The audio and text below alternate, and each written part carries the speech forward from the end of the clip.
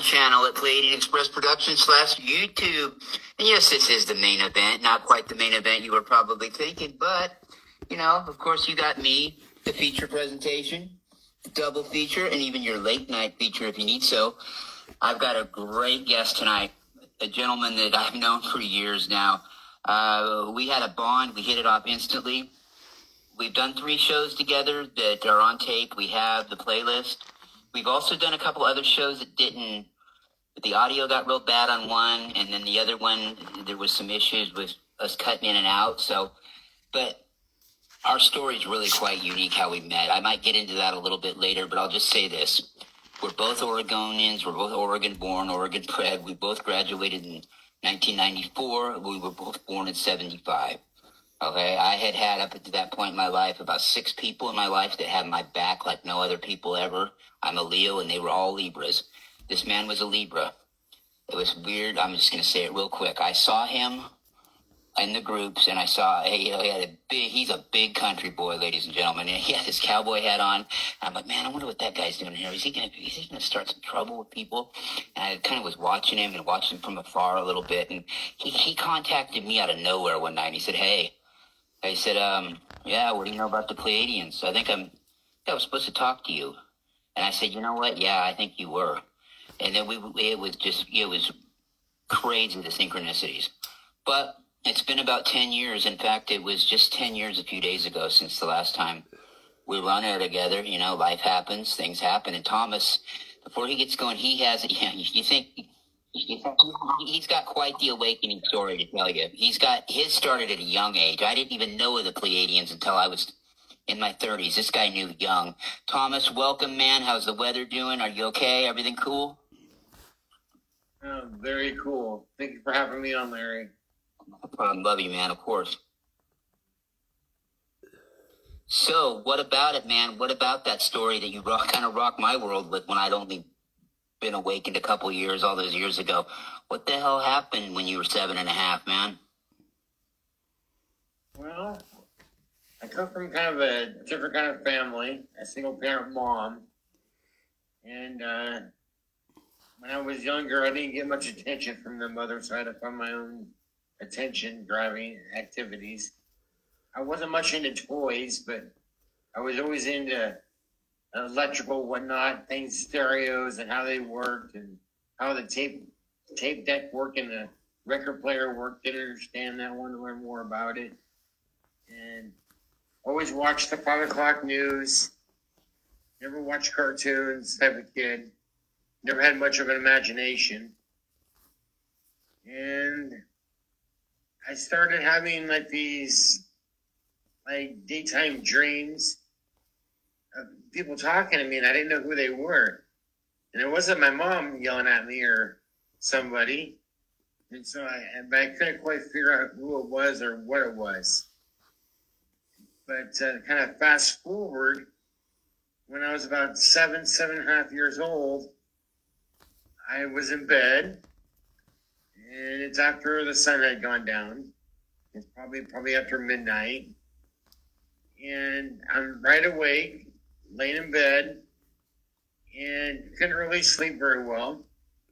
So I finally decided to pull the covers over my head to be completely black. So I finally went to sleep. And a little bit later, I wake up to a bright light shining through my bedroom window, facing from the south of my house.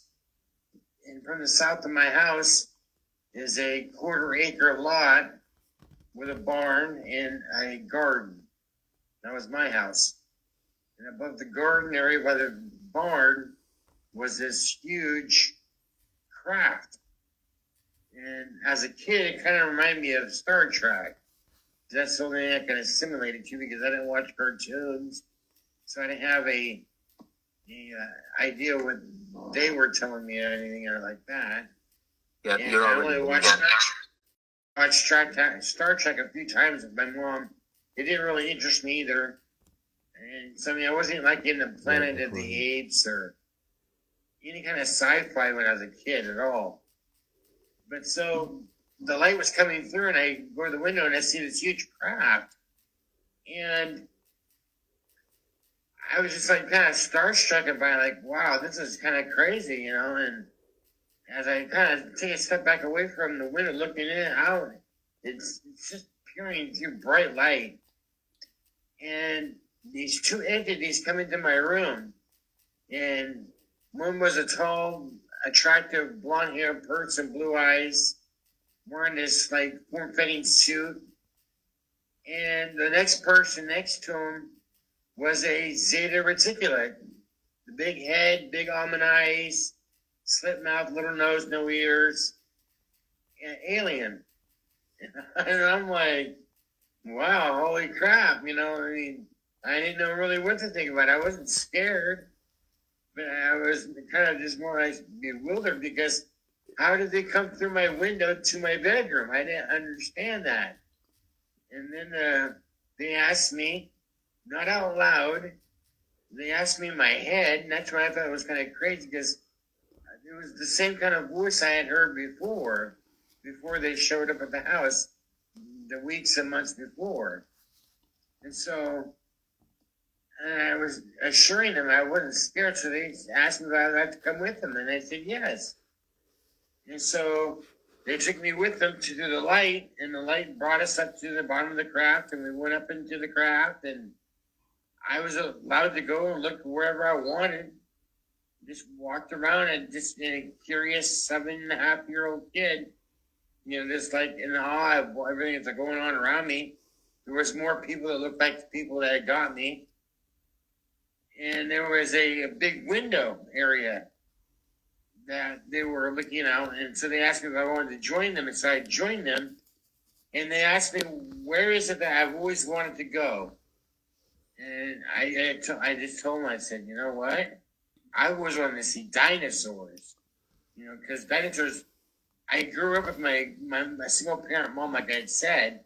And so I went up to my mother's mother, my grandma, a lot, and she put me through church.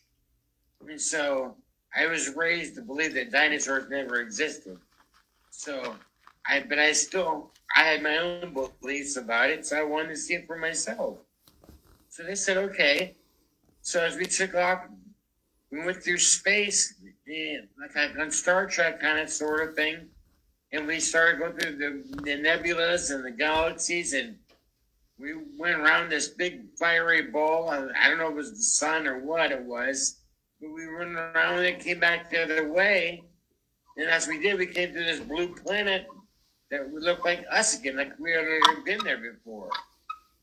So as we get closer to the planet, and closer and closer and closer to the Earth, you can start to see different landscapes, like, you know, swamps and, you know, just a different, you know, lots of vegetation, a lot different scenery than what you see definitely from Oregon, you know, which I don't know, that's where we were at, but we were on this planet, and as we got closer to the surface, we're about, you know, probably 30, 40, 50 feet above ground, and we start seeing these dinosaurs in their habitat. And the thing that caught my attention was that I hear a large growl coming from the distance, coming forward towards us, and it was a T-Rex. And I thought that was like the coolest thing I've ever seen in my whole life was a T-Rex. I couldn't believe it, you know. And so they said, would you like to go and see it for yourself? And I'm like, really? And so they took me right down to the ground through the light. They get to the bottom of the craft. And I walked amongst the ground with different looking animals that were, you know, looked sort of kind of like the ones we see now. I saw pterodactyls. Those things were huge birds. It was just amazing. And whatnot. And so they finally took me back up into the craft. And we kind of hovered across this planet for a while and looking at different places. And there's like, as I got to be less interested in it, they asked me if there's any place else I'd like to see. Well, I grew up with my grandparents a bit while I was a kid. And I always watched John Wayne movies, okay? I'm lucky I can't recite any of the words to any of the movies things in this. But I watched a lot. a lot of gun smoke, a lot of westerns. So I told him, I said, I want to see cowboys and Indians, to see if they're real. I mean, I'd always seen them on, Tonto, or not Tonto, but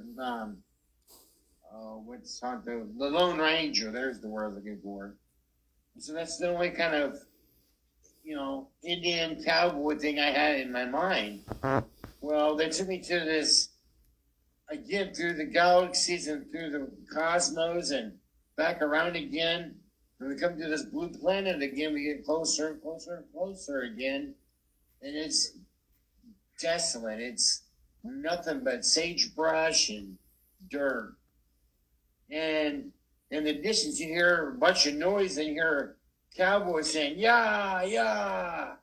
And then you hear the stagecoach coming down this pathway down below us. And there's cowboys with them. And like, wow, that's crazy. And so we flew around some more. And as we did, we came to a small town. And they asked me if I would like to get out and look around. So again, I was curious kid. I'm like, sure, why not? So we again go down through the light to the bottom of the craft, and we go down into the town. And remind you, I'm wearing my pajamas, which when I was a kid, I was really insecure, so I wore hoodies, sweatpants, and 2 pairs of socks. And so I'm wearing that in the Western days. Walking down a dirt middle of this road in front of down in the city. Yeah, did you see Marshall Dillon when we were out there? No. But as I made my way through the town, I came to a tavern or a saloon, and they had Western doors like you see in the movies. Sure enough, so I popped my head in there, looked around, and I got lots of funny looks. So I decided I needed to leave. And so I left, and as I left, I got this guy that gave me a funny look, and he took off and got on his horse and left. And about that time, they said it's time to go, so we left. Back up through the light again and up to the craft, and then they asked me if I had any questions or anything like that, and I just asked them just tons of different questions of what a 7-year-old would ask, I guess at the time. And I don't recall what those things were, of course, but the highlight was, them taking me. And then, did they, Thomas? I got to ask you because, speaking of the dinosaurs, they told both me and this guy Olage8777, another brother contactee, that the dinosaurs were actually killed off by extraterrestrials, not by climate change. Did they mention to you anything from what they knew about how they died off? I mean, or did you just assume it was, because we were told that extraterrestrials killed them off. I don't know, man. Like I said, I was 7.5. They were just showing me the proof that they existed. They didn't show me any more of what was transpiring or what was going to happen to them or anything like that. Yeah, I found it real staggering that, that was when me and Olajay were having those same contacts week after week. And, he was pretty popular as a contactee. He still got a lot of stuff out there. But yeah, man, I mean, okay, that's incredible. That's incredible that you had that opportunity. Now, listen, did they tell you at the time, by any chance, where they were from?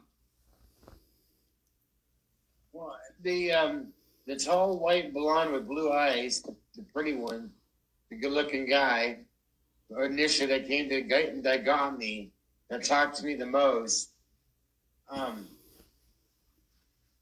Would you ask me again? I'm sorry. Yeah, did they tell you where they were from? I know you mentioned Zeta Reticuli. Yeah. He had told me that he was from the Pleiades, and he said it was a constellation, in a certain direction, and above the Milky Way, and he explained a little bit about it. But I was, like I said, I was 7.5, so a lot of what he was telling me was kind of going over my head. Well, yeah, man, I had never even heard of them until I had that contact with them. There was no rhyme or reason why I didn't. And that was the case with a lot of people. So was it years later till you thought about him again, or can you reflect at all on that? Like, Well, to be honest with you, I was very much a loner as a child. I didn't have friends, kind of like I do as an adult. 50 years old almost, I stick to myself. I don't like to broadcast myself too much, even though I've done things in my past that's put me in the limelight. I've just assumed now to be in my home by myself and sticking to myself. And what I've done is I've learned to channel them, the Pleiadians, through my subconscious of kind of like people do with God and religion with Jesus. When you have a problem, you pray to God. Well, I don't pray to God. I do pray to God, but I can choose to pray to my Pleiadian guide or my guide, and my guide will be there for me. My God will be there. And so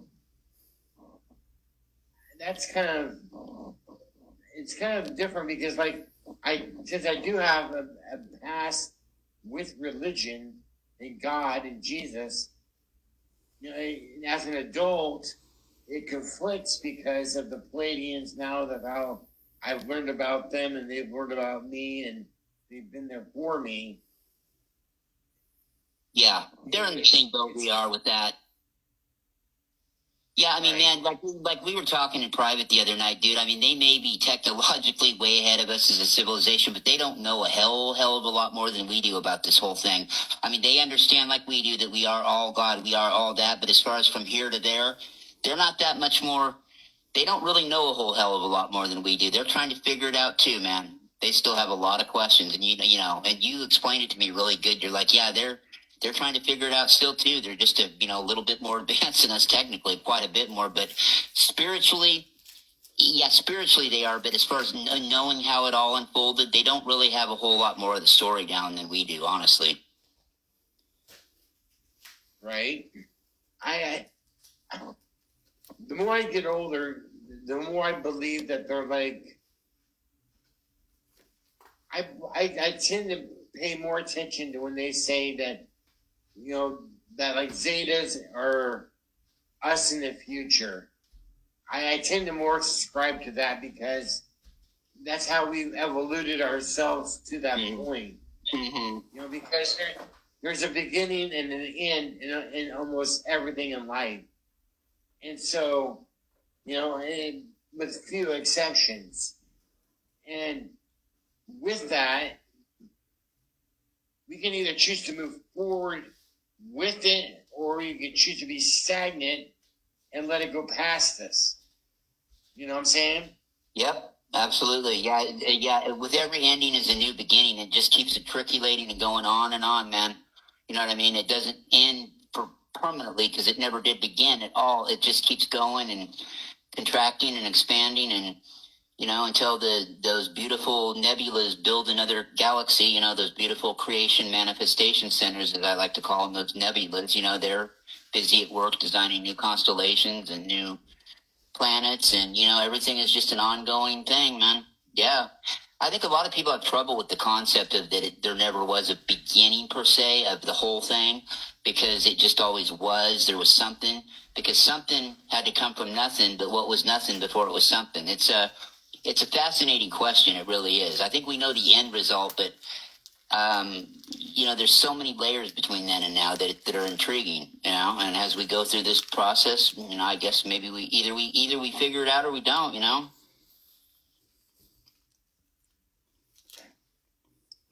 Yeah, I don't know.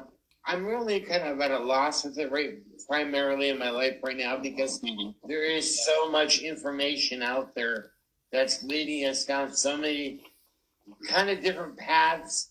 It's kind of the same story and the same dance, like we were talking about earlier, about, the end is coming now, prepare yourself for the now, it's going to happen. They've been saying that for the last 20, 30, 40, 50, 60, 70 years, and nothing's happening. And so I think we just got to prepare ourselves for whatever, for the now, for the present moment. Live in the now.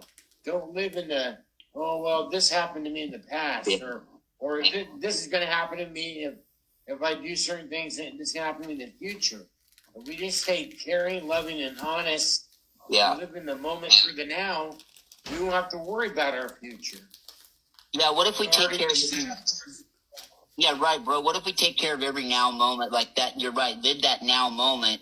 Do the best you can in that now moment. And sometimes that next now moment, whenever that is, will take care of itself, you know? Exactly. We can't just rely on it. There's going to be this big thing happen or this is coming down the road. If you want that to happen, you kind of got to manifest that yourself. It's not, I think the lesson is you can't just wait for anything to happen because what are you really waiting to happen? You know what I mean? It's, I don't know. Some people still get it's a hard one for some people to get out of that funk, though. It really is because ever since my abduction or my whatever you want to call it, them taking me to experience what I did, my paths have been most definitely been enlightening every time I go through a new situation. It's a big transformation. It's not just a learning experience, but it was definitely designed for that moment in time. It's more apparent. It's like having, a coincidence or, what do you call that when you think of something all of a sudden? When you have an epiphany, Yeah, an epiphany, yep. And so, it's like that. And so I feel personally, if we can just keep ourselves managed of being good people moving forward and showing people that sort of light, then they will have no problem moving forward with us because they will be a part of the light with us, Yeah, no, I do. Yeah, I do. I want to go back a second. You mentioned the Zetas, right? The Zeta Reticuli. Yeah, they're a big part of our game. They're a big ally to us. I mean, I've served with them in lifetimes past in the wars. They were really great to have undercover to run spy ops on Draco and shit. They are. I see what you're saying. They are some of us in the future. Yeah, they're kind of like if. I don't know if the Greys would have done shit right instead of tricking themselves out with no consciousness. Yeah, but the Zetas have always had my back, even though a lot of people get scared of that particular system. They're not, they're our allies. They're not about that mind control bullshit. They're just a little, little on the trippy side. They're enlightened. They've been through a lot of shit. Yeah, they're OGs for sure.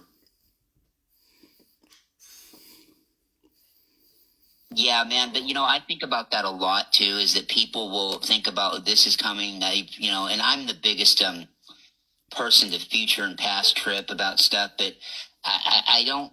I have a hard time until it was to ever happen. I have a hard time buying into some big thing happen where all of a sudden, the sky was going to open up and pink clouds were going to be everywhere and rainbows and everybody's going to run out and start dancing and, chanting. I mean, it's not really a big event. Life is a series of events on your growth path. Now, I've always said, too, that if enough people all of a sudden, for some weird reason, just a massive amount of people just started waking up all at once and doing it, the more people could raise the vibration of the planet, and it could really excel the process of doing what, I don't know, ascending to another dimension. Yeah. I'm not sure I buy into this earth splitting off from each other. I mean, now imagine this gets talked about a lot, and what I can't wrap my mind around is imagine getting on Facebook one day, Thomas, right? And all of a sudden, like, okay, a bunch of people that on there, right? They're not there anymore. They're just not there. And you're like, where in the hell did they all go? Well, I wonder if they split off. Did they split and I didn't make the split? You know what I mean? Wouldn't that be kind of weird? That'd be really weird. And I can't, I don't know, man. Maybe I'm not open-minded enough. I just can't put my mind into that happening. If it was going to happen like that, yeah. But like I believe personally that people want disclosure so bad. Well, the thing about disclosure is that it's not going to be a trickle effect. It's going to be a big slam dunk, and it's going to leave a lot of people in shock and awe. But it's not going to be that bad, I don't think, because we've been through so much of the planet we're going to be more accepting of it because we've already seen so much bullshit already.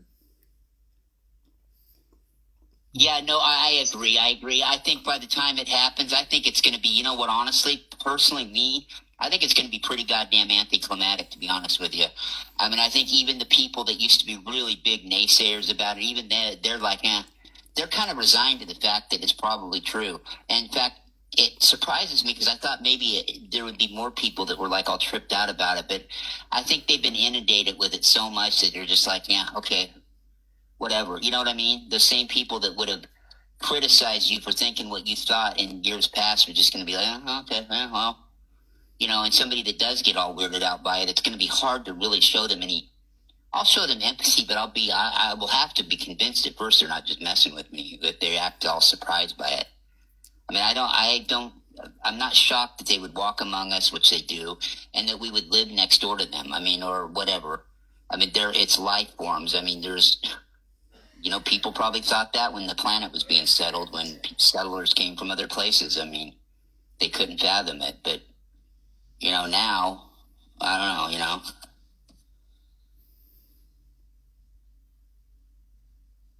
I'm not sure. I mean, all I know for sure for a fact is that more people need to start paying attention to what's going on because there's a lot of shit that's going to be happening very soon, I feel.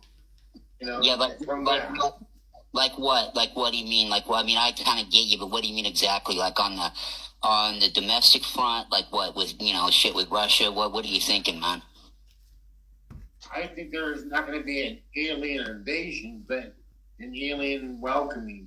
You know, they're going to come with a community of thousands of crafts, and they're going to say, "Hey, we're here," you know, and we're here to, you know, maybe help you help yourself, you know. Oh yeah, I think so too. They've tried before, but our government's got involved and said, no. We'd rather still, you know, we don't want any of that stuff that's going to preserve humanity. We want to still be able to have a stranglehold on it. But that kind of energy is really fading. So I tend to agree with you. Yeah, I think so too. I think that they will show up in mass. I mean, I'm all for. I don't know. I had my ass chewed by them one time though when I first awoke, and I said, "Why don't you guys just get on television and take it over?" And they explained to me, and I agreed that did I really think that would be a good idea to do, to scare people like that? The timing wasn't right yet, and they were right. I mean, it would weird people out. It would be kind of strange, wouldn't it, to have them turn on the TV and have them on broadcasting every channel, and they could do it easily. I think it'd be awesome. Well, I'm waiting for that moment. No, me too. It would just be surreal, but yeah, and they have the technology to do it. It would be no thing at all. I mean, you know, right away, boom, and they could just announce it from their cockpit, show the leader of the ship or whoever, and explain why they're there, and hey, there it goes. A lot of people I see their point, though. See, they're very sensitive to everything, and they understand that there would be people getting freaked out, and, you know, they'd rather half-ass disappoint a bunch of people than really scare a couple, but at the same time, it's getting to the point where it's okay. I mean, hey, I'm sorry, you know, if it's going to weird you out, you know, too bad, so sad. And, you know, I feel the same way, really. Yeah, exactly. From what they've shown and tell me, things are going to be all right. You know, things are going to be fine. We just got to get through the first bump of it. And after that first bump, we'll be fine. No, I agree, and I'm the most paranoid, cautious person there is. I'm not an idiot, man. I've been around the block. I've been a gangbanger and a cop, and I know that, you know, shit can go sideways real quick, but I do too. I get the impression everything's going to be cool, and so it must have been all about divine timing in a way, you know what I mean? Right. Well, remember, we're in the age of Aquarius. Yeah, totally. Yeah. I don't know when that officially started, but I really feel that finally we're there. I always felt like, okay, we're close. No, we're not there. No, 2012 is not it. 2012 was just a halfway point in that 36-year galactical shift.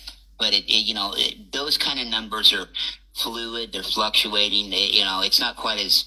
Those are some truth to. Not this. Oh, this date it's going to happen. On that date it's going to happen. This date. They don't do that. They don't give. Because my guides always operated out of innate possibilities because they dealt in parallel timelines like that. I asked them the stupidest question one time when I said, hey, who's going to win? Do you guys know can you tell me who's going to win the Super Bowl this year? I really asked them that. Their answer was steadfast and straight, and they said, everybody. And I said, huh? Like that. And they said, yeah, we operate in realities where everything happens. So there is a reality where every team wins. But of course, they wouldn't tell me. I didn't bother asking them which reality I happened to be in, because I'm sure what they would have said was, well, that would change with every move you made, with every right step you took instead of left. It would change the trajectory. You know what I mean? Everything changes, but parallel realities are coming more together. It's that we're awakening to them. I don't think it's that they're coming together. It's they're coming together because we're visioning them coming together. I mean, our brains are awakening more and more, and with every, percentage that we go up the ladder of going from 10 to 100% brain usage, we probably raise double in consciousness.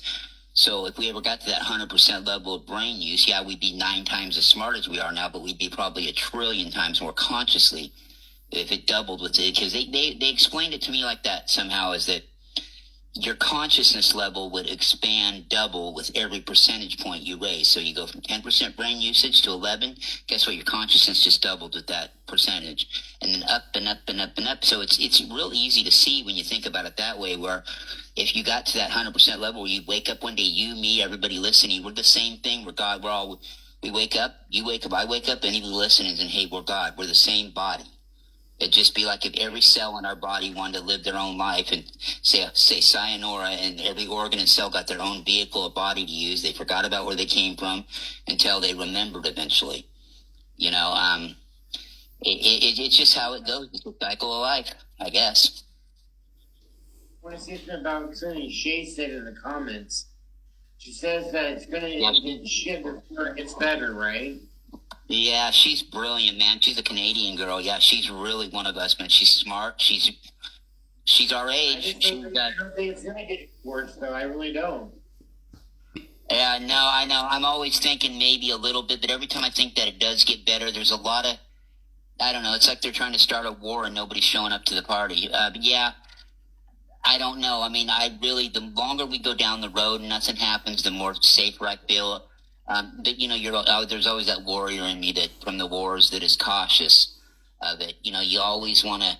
It's like the Pleiadians, super high tech and light and loving, but they have one badass military. One of the best in the galaxy, because they have all that shit stockpiled, so they'll never need to use it. And they keep it out of sight, out of mind. You visit one of their planets, you're not going to get the impression that there's some nihilistic, crusading military that's going out throughout the galaxy. They don't. They have that training, so they'll never need to use it. It's not like here where they might tell you that, but you got a lot of people that stockpile weapons and shit. And you can tell they're just itching to maybe, it wouldn't really bug them to have to use it. They do it just so they can never have to. You get prepared, you're prepared. And, so you'll never have to, engage with that. And if you do, you can take care of it quickly with check them with the quickness,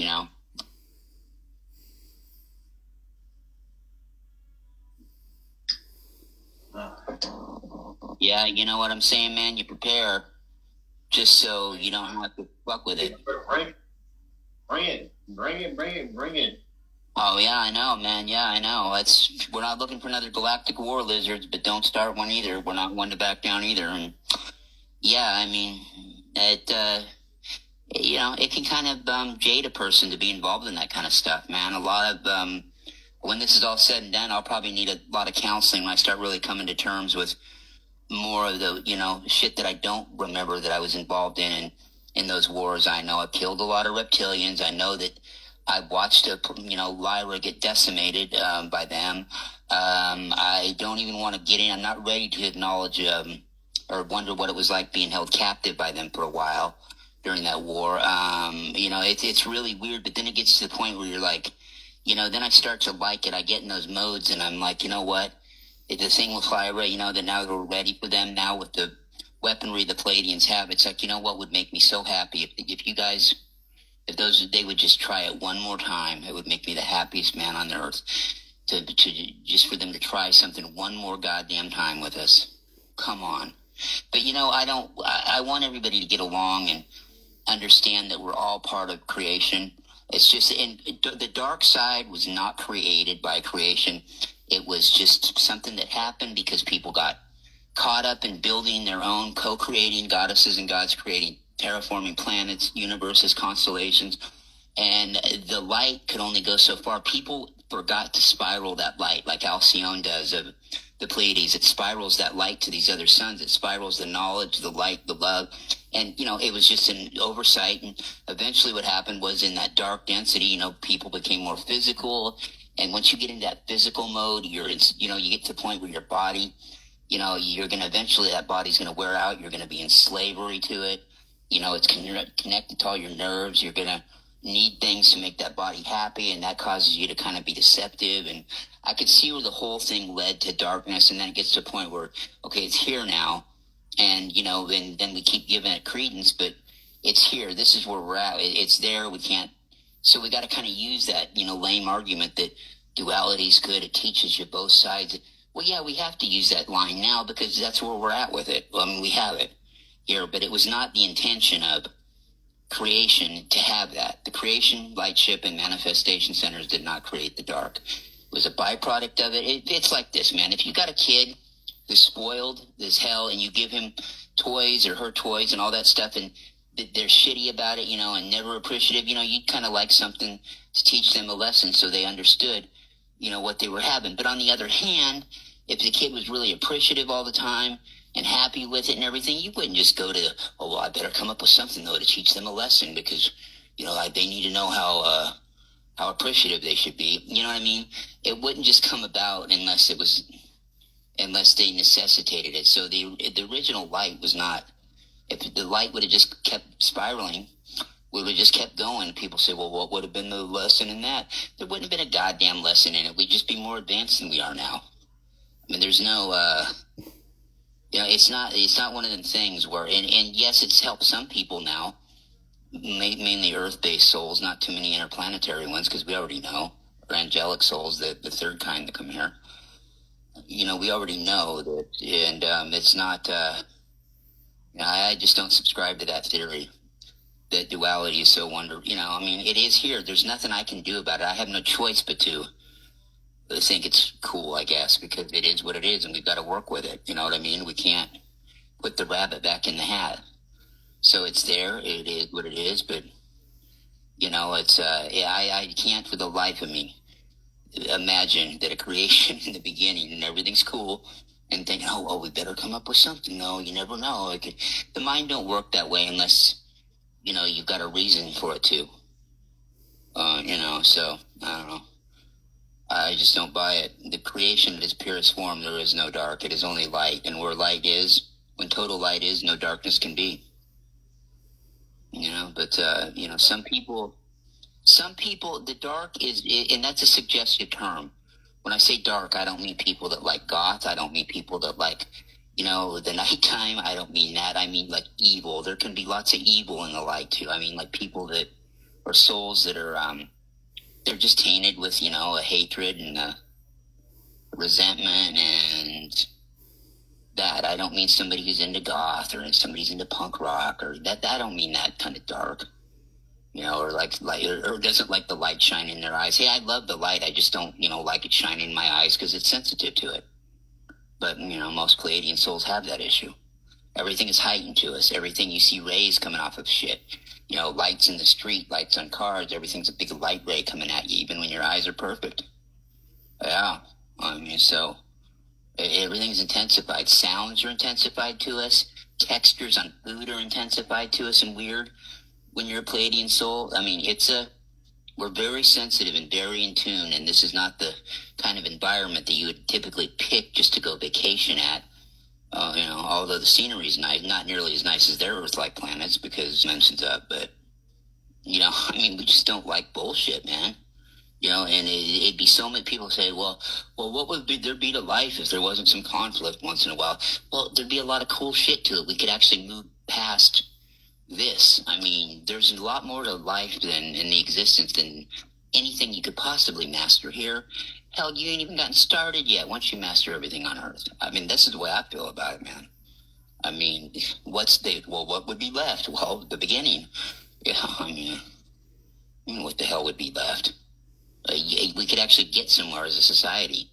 That's what, and we wouldn't be on that like Pink Floyd sing, man, and round we go.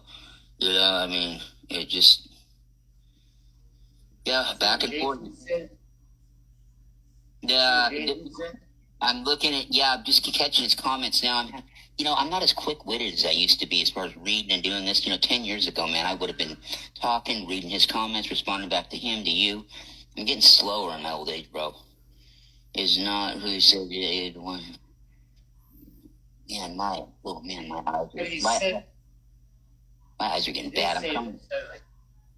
You see where he said, light is transformation and darkness is lack of information.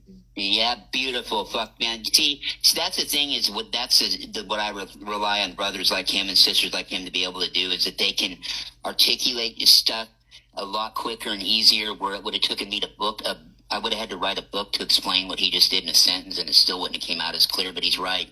It's that simple, man. It's something like the golden rule. I mean, it's that simple. It really is. It's that simple. But I mean, you could hear me ramble on for an hour trying to get that point across. But a lot of people that have awakened, I'm not sure how old he is or when he awakened, but, a lot of people that awakened in the later part of the last decade or the beginning of this decade really can articulate things very well. They're very to the point.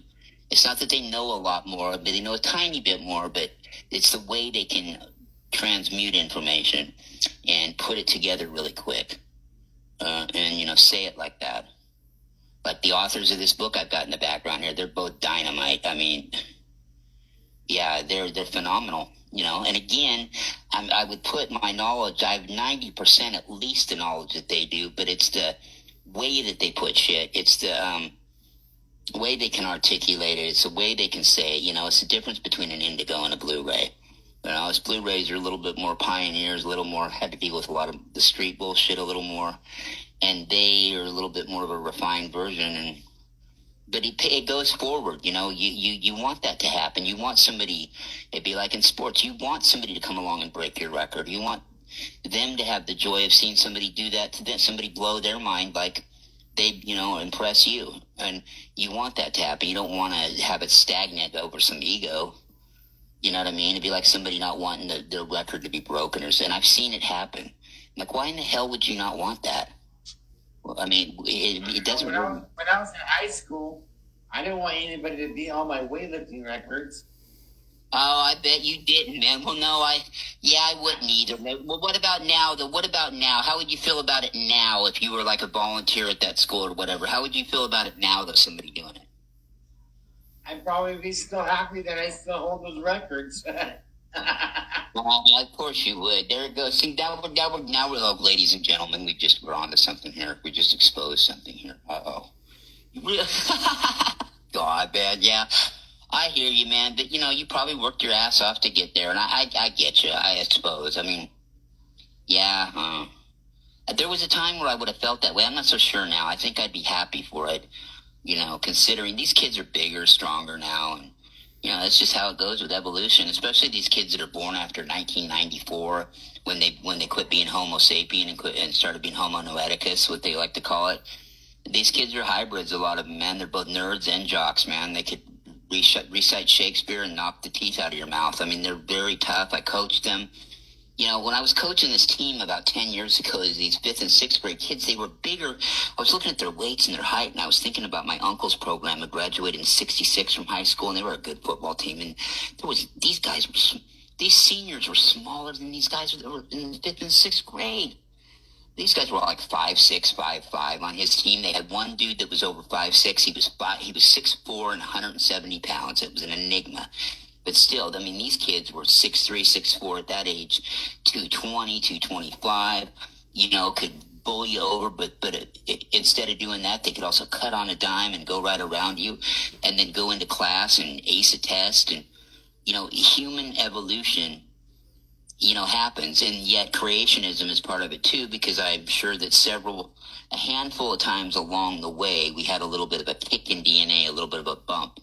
I know that it happened with all the kids in the early 90s. I know that it happened with ladies, especially that were started to be born in the late 50s. Their features started to change. Man, I did this report one time. I looked at these women around the country that graduated in 67, their senior yearbook, so it would have been like 66. Then I took a look at my aunts, or she's like an aunt, my cousins, and she graduated in 73, and I got to looking, and I'm like, what the hell? It wasn't the hairstyles, it was the cheekbones, it was their features, it was their ass, their lips, everything, their eye shape was different, more accentuated. And then I went to the library and started pouring over all these yearbooks across the country from those years, and I'm like, what?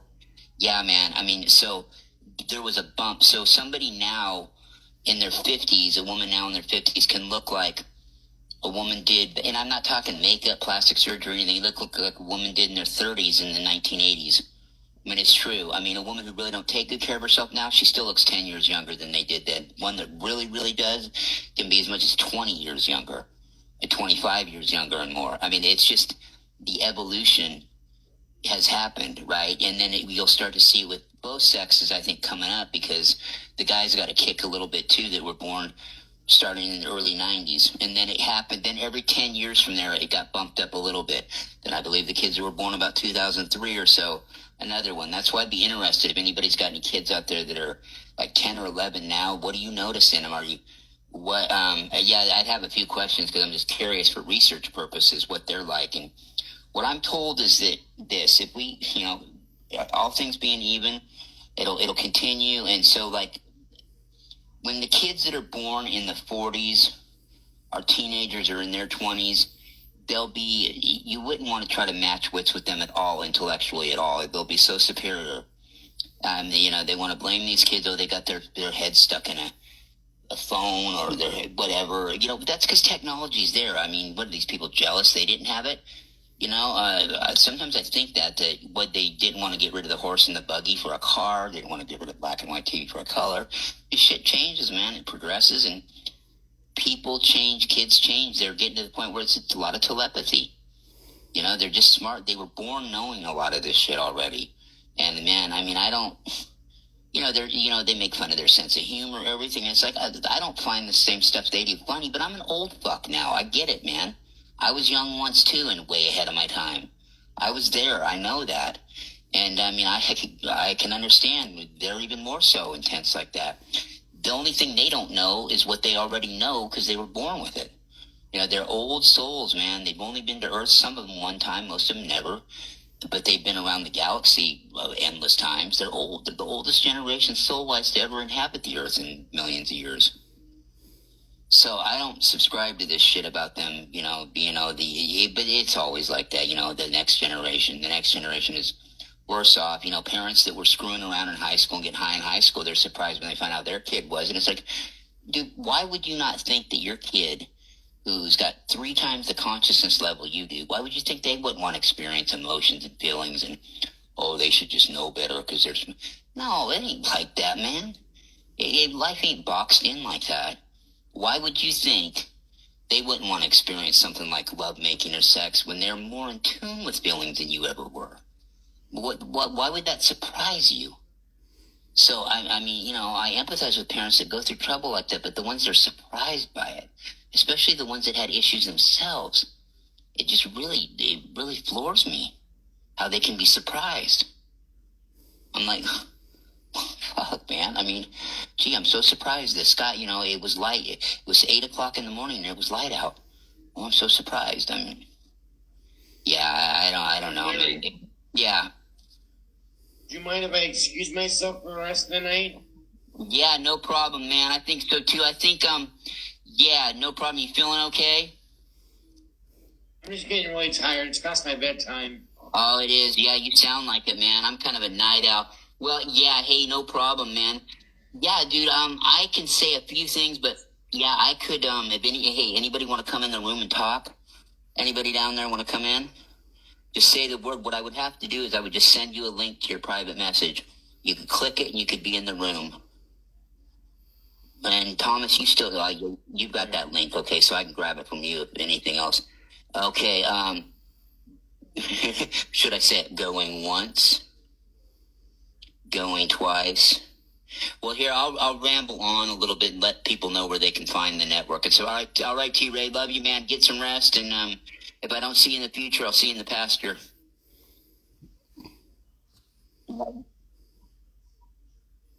All right, I love you, you big redneck motherfucker. All right.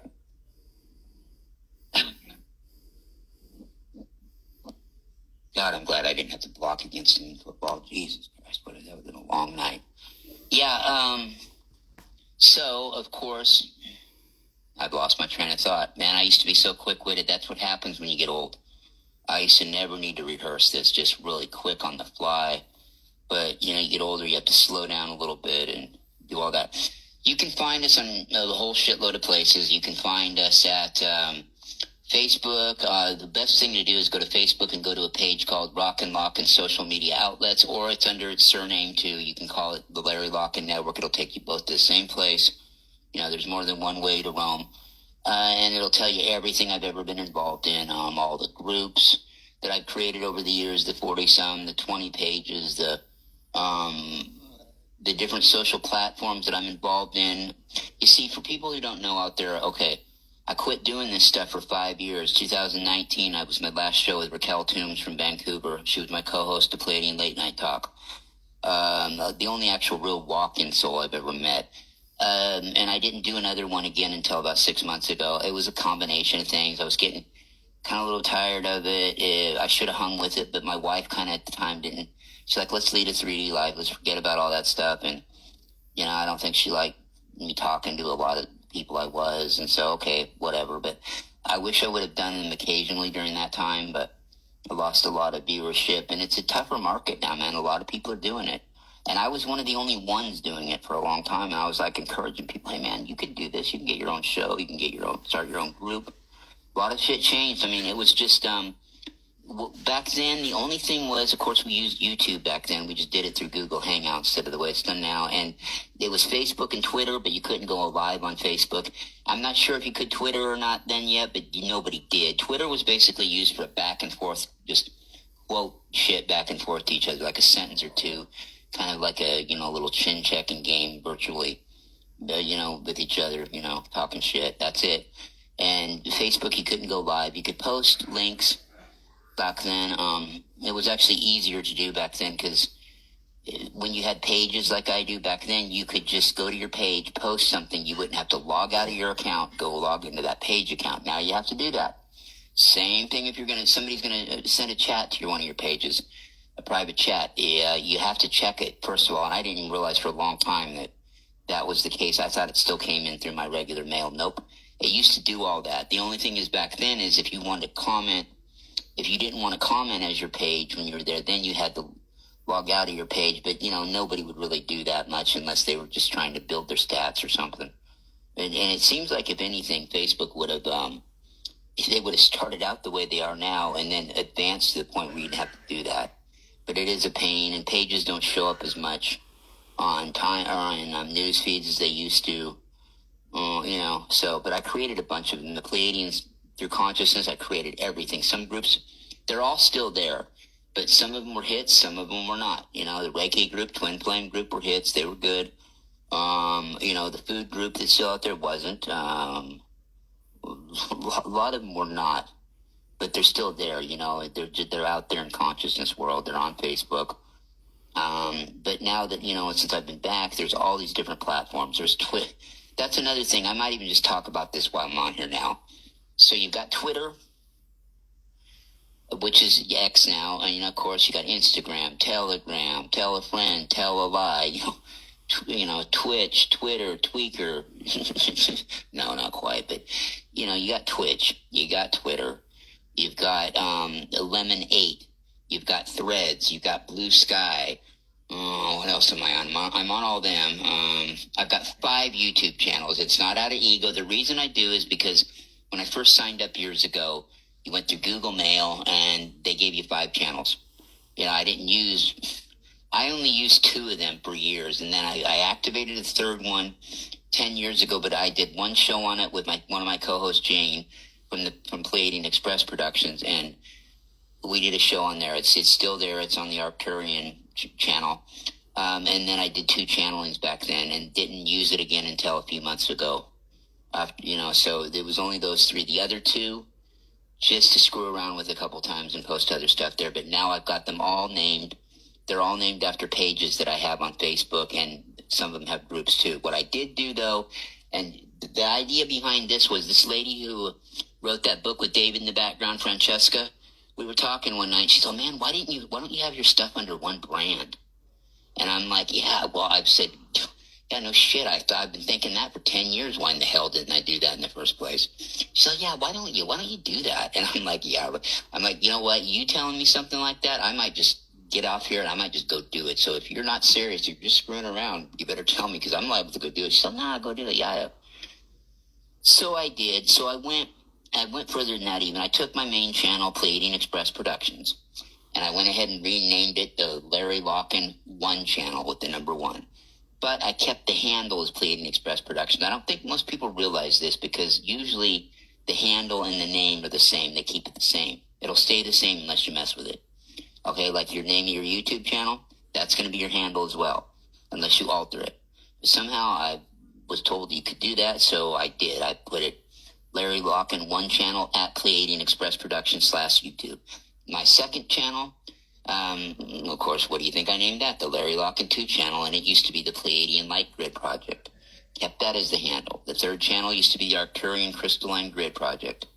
The 3 channel, but I changed the name on that to one of the collectives I channel from there, which there are 2 of them at Arcturus.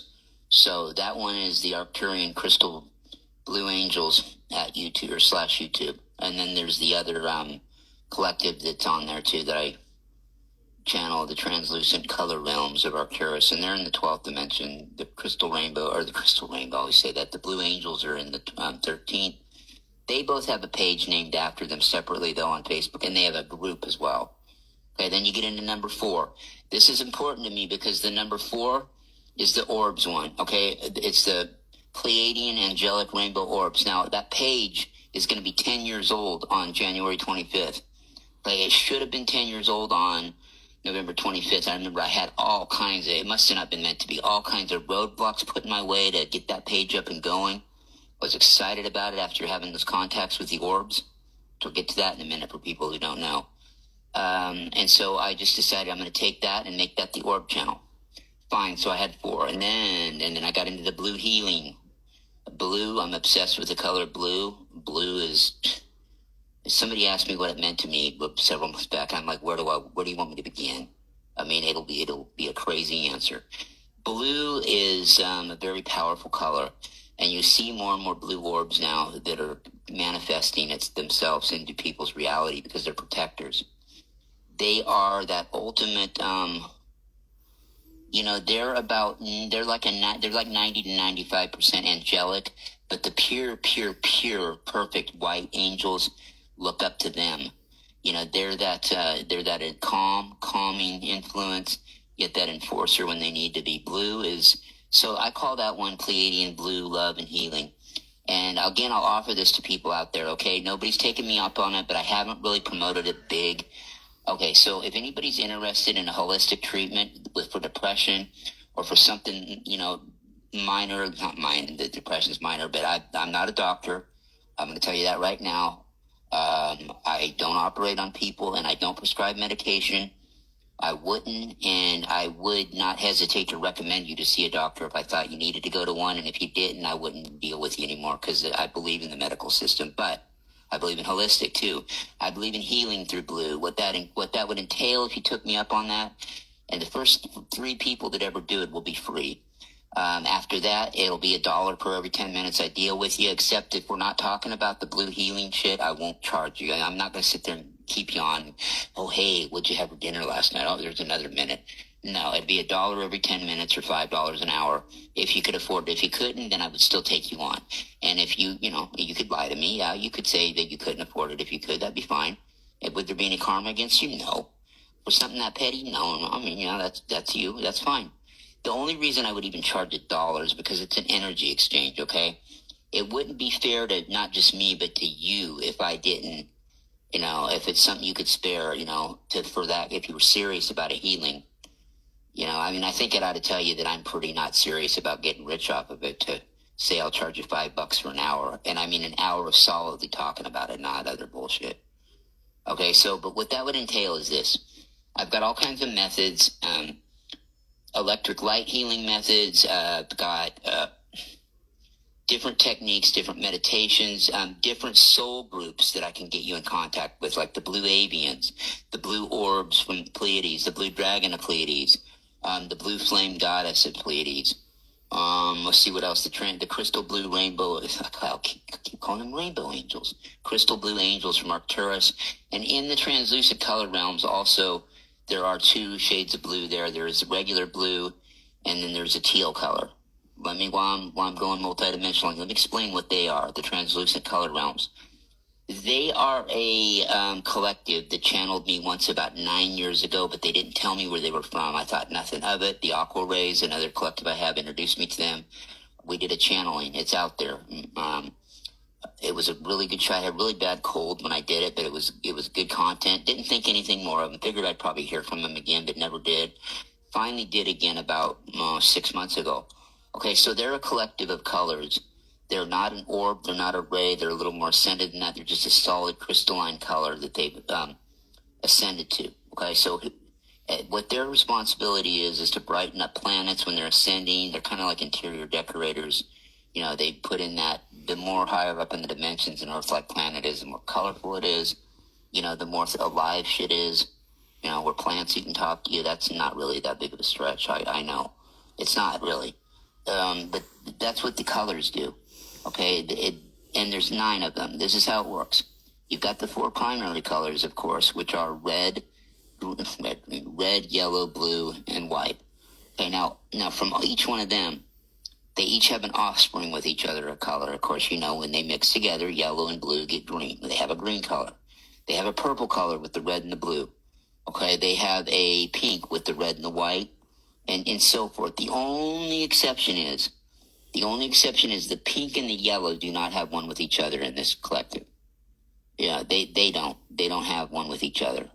And I'm not even sure what the hell that would be if they did. You know, maybe if one was gold, the two of them together would make a bright yellow. I don't know, but they don't for some reason. In fact, that's, from what I understand, they used to run like this. They used to, not have, see, they didn't have the teal, which is the white and the blue. They didn't have teal, and they didn't have the pink color. They would use it on the fly when they were the 7. They would just, you know, if they needed to get that color, they would hurry up and mix it. And what they do is they also can translute colors together. That's why really they're responsible for, in the past decades, you have seen these not new colors come to Earth, but new kind of brighter, trippier spins on them, right? It doesn't, you know, you look at a nice brand new neon car from now versus like the goddamn colorful wallpaper of the 70s or something in a trailer, okay? You know what I mean? It'd be like that kind of a difference, okay? Or even comparing it to, you know, some, you know, what they thought were really cool hippie colors back in the day, which, by the way, the Pleiadians brought hippie colors and disco colors to the planet. I'm going to have to revisit that channeling again I had with them years and years and years ago about the shit in pop culture they brought us and that they were involved in. Some of it they were a little bit involved with, some of it they were a lot. They were behind Nikola Tesla totally. Most of his main inventions, guess what? They came from them. A Pink Floyd, ELO, same thing. Same thing. The Beatles, about halfway through their existence when they changed their look and, you know, went over to India and meditated, same thing. The same band of them too. An offshot of the Pleiadians that lives in 5th and 6th dimension Venus. They're the Venusian-based ones. Same thing. And I said, well, how do you coincide psychedelic rock that you brought here then into disco with just a few years? There's quite a difference there. I mean, it's colorful, but there's quite a difference. They're like, well, because of the time that the country was in and the planet was in, they thought that they needed to kind of switch it up a little bit and have that same kind of electronic, you know, newness to it that had never been heard before, but yet a different kind of a vibe. You know, whereas the psychedelic rock was telling the story more and no holds barred. And disco, you can't find. I'm telling you, man, you know, I love it all from the 60s, 70s, and 80s. So early 80s. So what I'm telling you is you can't find a depressing disco song. There's one disco hit period that's depressing. It's called I Will Survive by a girl named Gloria Gaynor. It's the only one that has a depressing tone to it. It's uplifting, but it's a depressing fucking song. And other than that, you know, you won't find a depressing disco song. So that's kind of the difference, you know. The 70s weren't even really supposed to happen in our time frame. They were an enigma where even the most square, straight, hardcore, anal person grew their hair long. And, you know, we had a chance to ascend in the 70s, but nobody really knew the portal was open. It opened after our 201st birthday on July 5th of 1977. It closed. It was a 25-month window. It closed at the end of August of 79. And I did a very popular talk about this. It's got like 800 views from 9 years ago, but somebody reposted on their site. And man, like 40,000 people have listened to it. It's called 1979 to 1984, the beginning of the corporate stranglehold. And it really was. So the writing was on the wall about, you know, 70s were great, but then you get out of the summer of 79, you know, September, that fall of 79, we might as well have already been in the 80s. But it's still, from that point till the end of the summer of 84, those 5 years right there, things kind of went back and forth and in between. Timelines shifted, timelines went back, timelines went forward. There was a couple times where it looked like it might get to be saved, but it wasn't. You know, by the time the summer of 84 was over, and especially the year was over, the transformation had already kicked in. And I thought this since I was a little kid. I thought this thought when it was existing. I started thinking that kind of thought when I was 7, and it was 1982, people, really. And then this is the weird fucking thing about the whole thing with that. When I first had my contacts it was within the first week, okay? This was right, I had my first one December 28, 2010. About a week into the new year, I get up, I go over to the computer, looking at some channelings, you know, and this one came on. And it started talking about, it sounded like me. It started explaining what I've been trying to tell people my whole life about the 80s. It said exactly what I just said, everything. And I'm like, what the fuck? And so I said, wow. And I had to take a step back for a second and get my thoughts together. And I sat down, I bet I was really like weirded out by it. Went back, went to another channeling, clicked off of it. Okay, listened to a couple more, went back. I said, I'm going to go back and listen to that again. Guess what? It wasn't there. It wasn't there. I looked, I went back into all my files.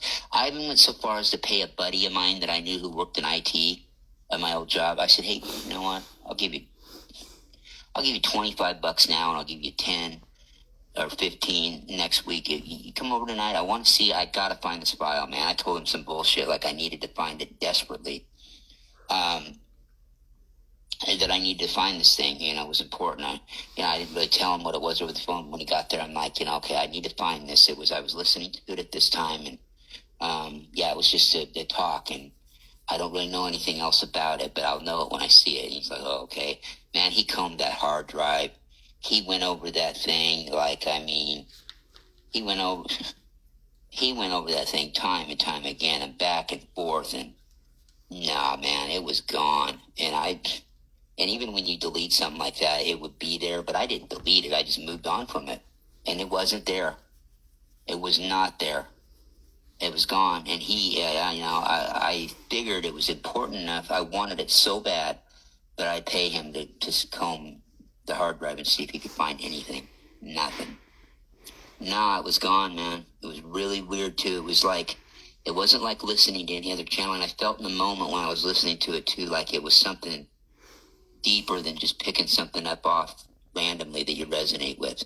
And obviously it was. I mean, unless, hey, and I've got an open mind, okay? There may be something somehow we overlooked. But I look like hell. Yeah, I look like hell. But I looked like hell for that thing until he got there that night off work. I looked like hell all over for it. Nah, nothing, man. Mm-mm.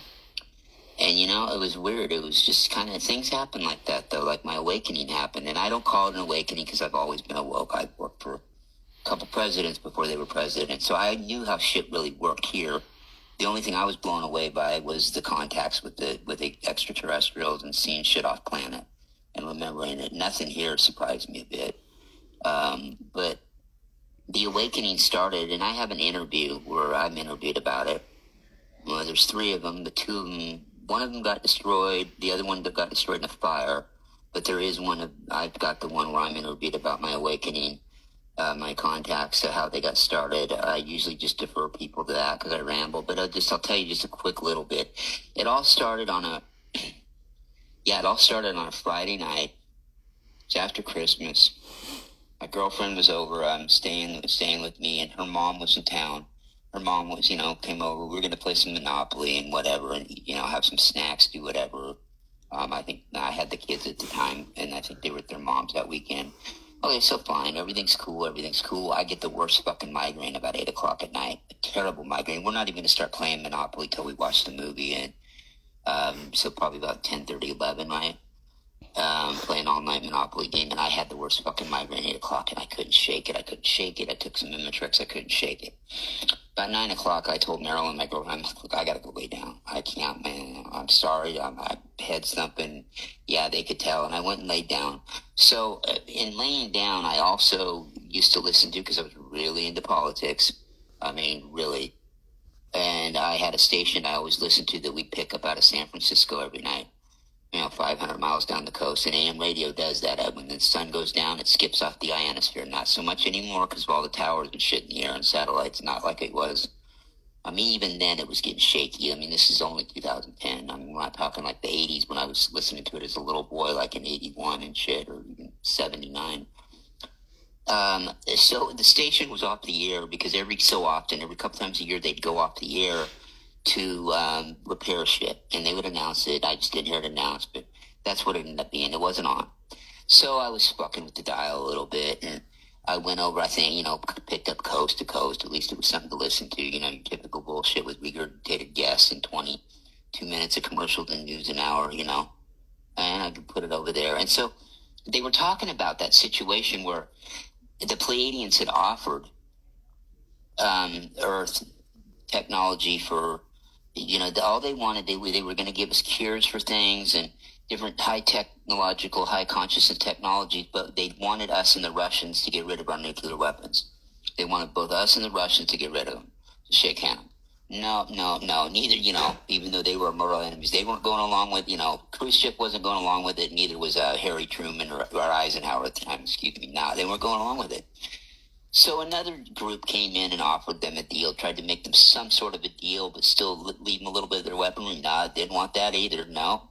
But the Greys came in, and they said they would give us the technology, but what they wanted in return was to be able to, abduct a person now and then and play little psyops on them. And the story goes they agreed to it. But the Pleiadians warned them, I guess, on the way out about trusting the Greys. Now, here's the deal. That's all they mentioned about the Pleiadians, though. That's all they mentioned was that they said the Pleiadians came in, made an offer, and then the Pleiadians on their way out just warned them about dealing with the Greys. They said the name twice. That's it. No big deal, right? That wasn't even really the gist of the story. But when I heard that word, I'd never heard the word Pleiadians before, and there's no reason why I hadn't. I mean, I wasn't a big Coast guy, but in the 90s, I would listen to it a lot when Art Bell hosted it back then, when it was really original, when he hosted the shit out of his house, and even before that on only a couple stations in the country, and we'd pick one of them up out of Reno at night up here. So I heard him on and off for years. I remember when he only did politics. He wasn't really my guy. He was a Republican and I wasn't. We'll just say that. But when he started talking about extraterrestrials and stuff like that, I listened to him now and then, but I never. And I remember some of the Pleiadian guests on there, but I don't remember hearing that word. It's weird. So there's no reason why I never heard that word, ever. No reason at all. I'm super conscious, even though it wasn't my thing. I should have heard it. Never had. So I heard that word, right? And it was the weirdest emotion I've ever had in my life. I didn't think it was cool. I didn't think it was stupid. I didn't think it was anything wow, but I didn't think it was nothing either. I just couldn't. It was like totally being right dead in the middle of the middle with it. I'm like, what is it about this word? There's nothing about this word. Well, there's something. And then it proceeded to start the next day. Seeing shit in the sky, thoughts coming to me. And then finally, it wasn't but a day or two later, my first contact started. Now, my first contact was out of the fifth dimension. I never did see these folks, okay? They were on a ship. There were two ships that cruised together with each other.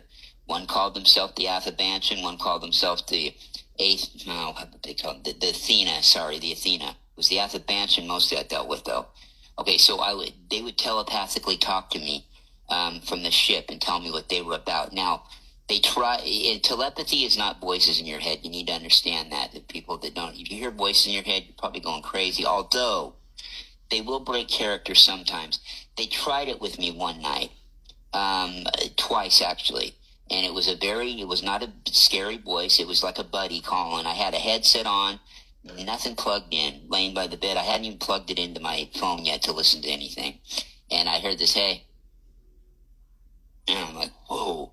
And then I looked kind of funny, looked around, and then it said it again. He said, "Hey, what are you doing?" And I'm like, "What the fuck?" And I threw it off of my head. And then I waited for a minute, and I put it back on. And then I started to have it come to me in thoughts what they were trying to talk to me about. You know, they were telling me who they were.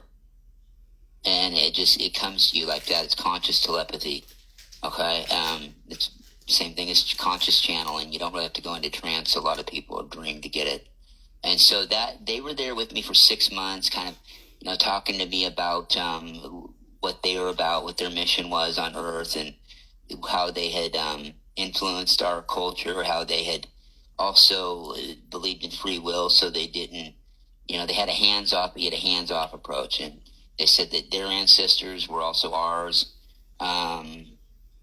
And that was that. So I had them in my life for about 6 months. Then fast forward 6 months later, about halfway through 11, these other beings came into my life, and they still are out there. These beings now, I've got a book by the people that were channeling them before I was, and I didn't know that until about halfway through they were with me, that this other couple, what's her name? Pia Orleans and Colin Baird Smith, they have a channel on YouTube called Larkma, Laarkmaa, and they wrote 3 books. Great. Larkma is a 6th-dimensional collective that resides in the Pleiades. They reside in the 6th dimension there. They're not from there. They're ancient. They're from way the hell out of here in another galaxy. They're ancient. They just vibe with the 6th dimension. They're 6 of 1, 1 of 6. Now listen, these are plasma guys.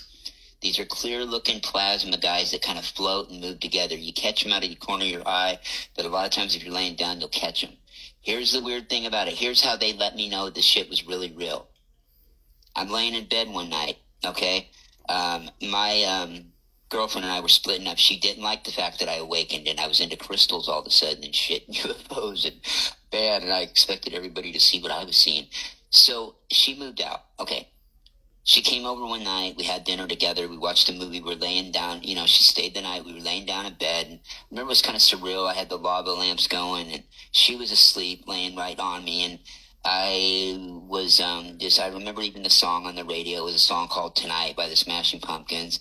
I was just sitting there reflecting and kind of surreal. And then all of a sudden they started floating around me, these 6 faces that are the plasma, smiling, really letting me know it was okay, or so I thought. So they kept doing this. They kept swimming around, and I was kind of getting irritated, and I said, I slapped my hand down on the bed, and I said, bullshit, bullshit, bullshit. If you're real, I want you to prove to me I'm not going fucking nuts. You see my girlfriend right here? I want you to come up behind her hair. I want you to tingle her on the back of the neck. I want her to jump like when when you're having a dream, and you're not having a dream, but you think you're falling and you jump. I want you to do that. Can you do that to her and see if she'll do that? Don't hurt her. Just make her jump. A couple seconds went by. Guess what? Boom. She jumped. Oh, I'd never seen her do it before. I said, you know what? I said, bullshit. Do it again. I was kind of getting cocky. I said, do it again. Do it one more time. They did. Okay, she jumped again. And then my tone changed really, really drastically. And I said, then look.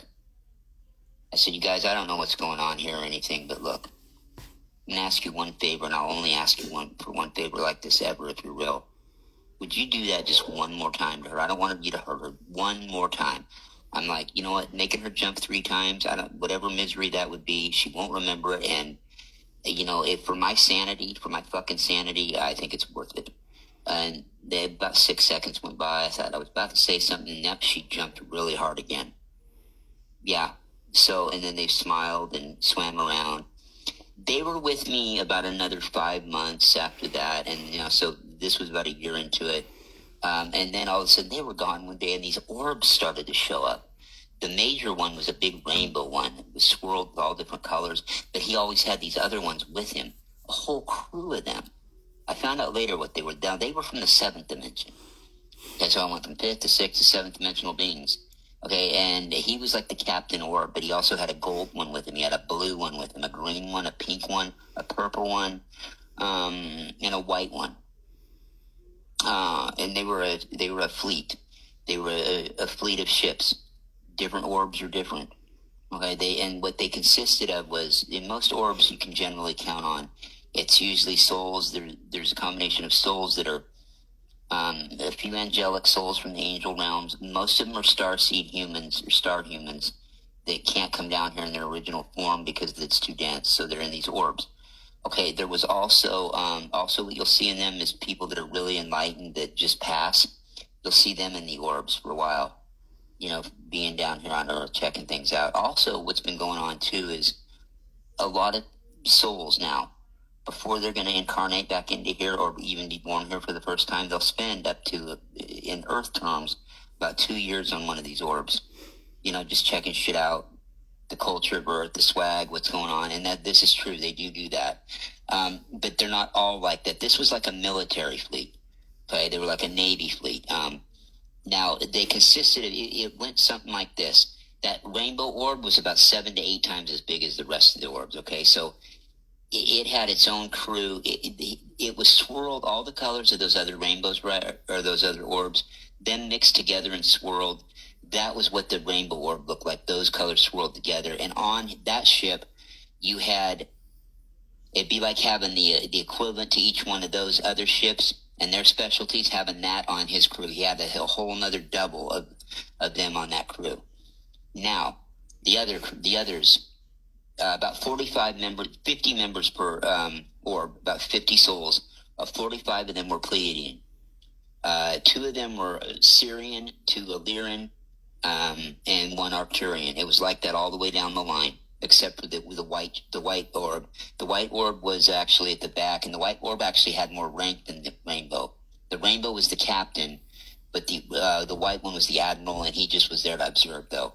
He didn't make any decisions, even though he outranked the rainbow by a rank. Kind of weird, I know. So the rainbow orb had about 400 crew members on it. And that's how it ran. And you could see their faces, their smiley faces, and morphing in and out, and that's what they were. And now the orbs themselves are life forms too. It gets a little bit complex once you start getting into, especially when you get out of the 7th and into the 8th dimension, you get really out of that body. If you can still be in a body after 7D, but it's a manifestation years at that point. In the 7th dimension, in 6th, it's still like a light body, but it's a body. Okay? It's complicated, but not really.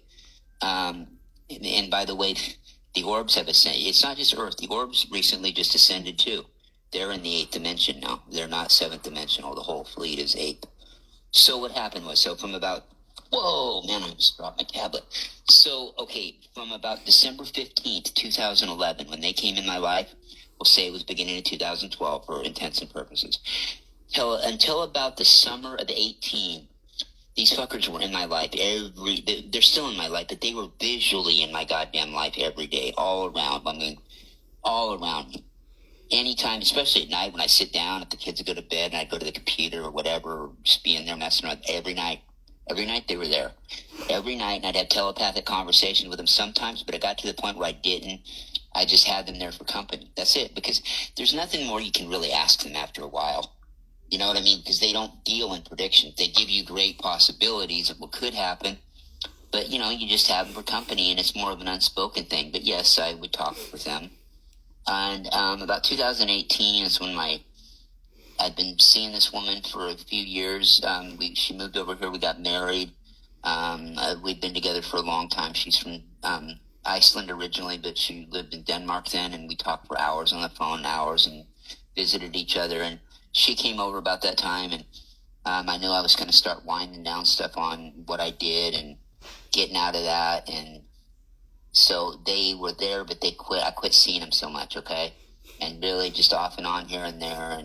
But lately, since this last shift happened, I've been in more contact with them again. And I had in the past years, but they were there all the time with me. And of course, there's other collectives. I'm going to put together a list because all these collectives have asked me, and I've said this on radio, if anybody's in need of a guide or wants to talk to any of these people, it's your intention, your focus, that's your thing. Channeling is not that big of a deal. It's about intention, and it really does happen. And when they contact you, they'll do it in their own way. You know it by a thought, by a nudge, by verifying it in your own mind who they are and what they are, and then you get to feel the energy differences. I've got some allotted to me that I've never used yet. I mean, I know who all they are, but I mean, I've used a lot of them. I just recently picked up a bunch of them over a 12-day period 4 months ago, I think. Yeah, I'll have to go back and see when I filmed the show on it. About 4 months ago, look, and here's the deal, too. This is the thing. With all my channelings with the Pleiadians before, never was it in a dream state. I'm sure that was, but I'm talking about a remembering dream state. No. I had, 495 of them around there of just visual telepathy with them. Okay. Then there was 3 times in a trance I had connections with them, and those were weird because they have a sense of humor. They thought it'd be real fucking funny to put me up to doing this comedy series. It's called The Insomniac Stalker. You want to know if you're a true starseed or not? If you're not, you'll be creeped out by it. If you are, you'll laugh your ass off and maybe be a little creeped out, but you'll laugh your fucking ass off. And it's only 7.5 minutes for both of them combined. One's like 4 minutes and one's 2.5 minutes, and they're hilarious. It's about a guy from Pleiades who goes around town and hears that people are having trouble sleeping, or if he overhears you having insomnia issues, he'll get weirded out, and he might start like hanging around by your house or showing up at your work, and they start getting sleep. They put me completely up to that. I've taped them both, one month and then one several months later, and totally in trance. Don't even remember doing it. They thought it'd be fucking funny, and a lot of people thought it was, and a lot of people thought it was creepy. It's still a hit, though. And it's still a surefire test to see whether you're not. If you are just genuinely creeped out by it, don't find it at least a little funny, yeah, you're not awakened. Honestly, I mean, unless, you're that one that exception, but I can't see how that would be the case. The other time, okay, my girlfriend, or my wife, she was my girlfriend. She was staying here from Denmark or visiting. I guess I popped out of bed one morning about 7:30. Her eyes were barely open, and she wondered what the hell I was doing. She tried talking. I didn't say nothing. I walked right over to the computer. I turned it on. I put on my headset, and I don't remember doing any of this, and I hit record, I guess, and I taped this 8-minute meditation of honoring the divine feminine goddess, massaging her with star energies. I guess it was really fucking provocative. I don't know. I didn't listen to more than a minute of it till about 6 months ago. Yeah, all those years, 9 years, 8 years later. But, it was popular. It probably got 3,500 hits. And all the Star Sisters said it was wonderful, brilliant, a little provocative, great. And my wife was like, no, too provocative. No, I don't want you playing that. I don't want you sharing that at all. It's too provocative. I trust you. I just don't trust other people. Fine. Okay. No problem.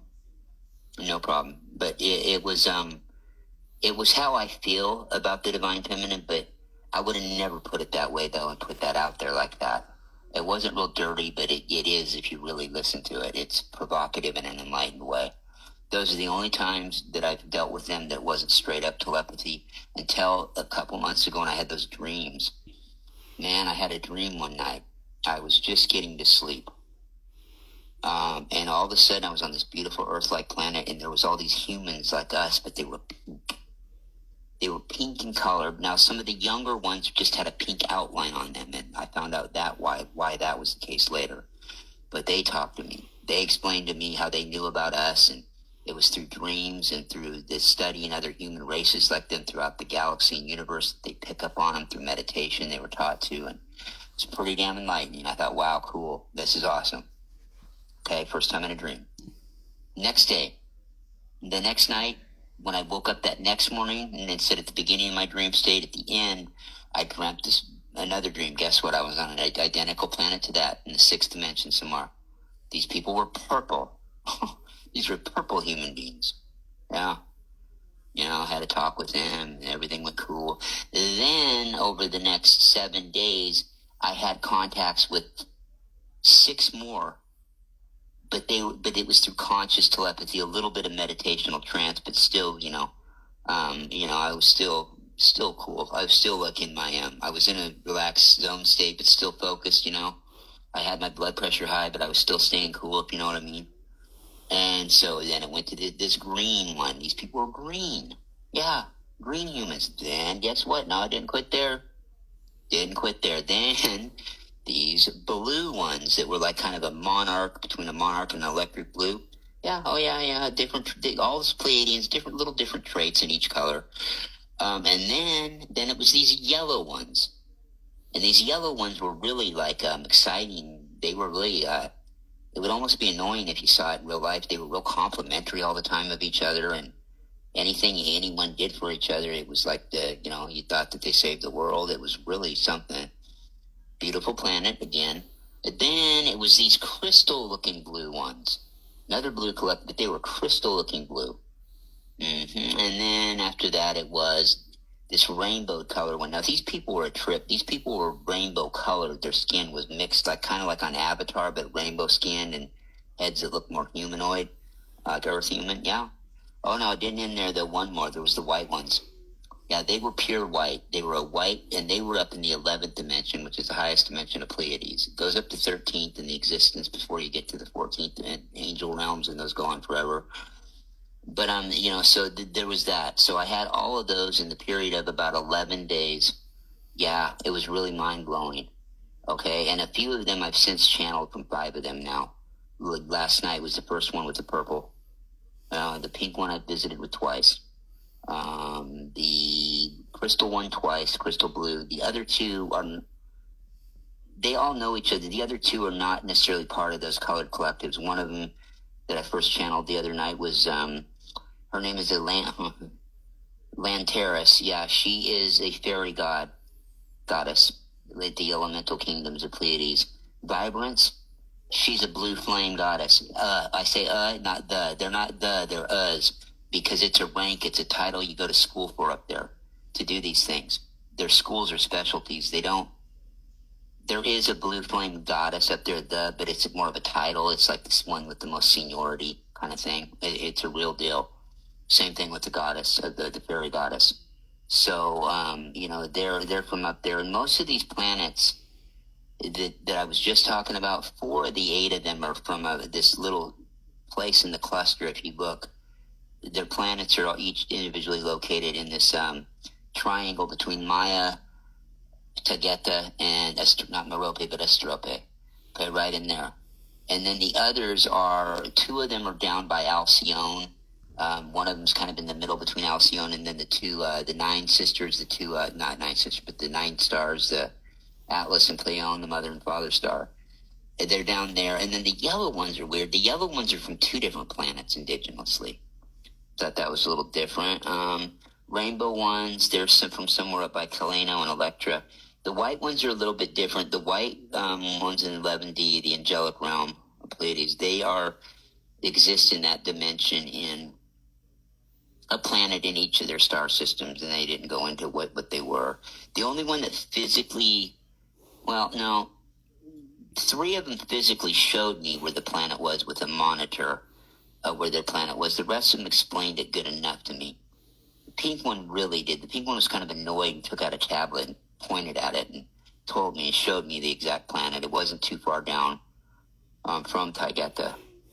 But, now I've channeled her twice. I didn't know her name in the dream.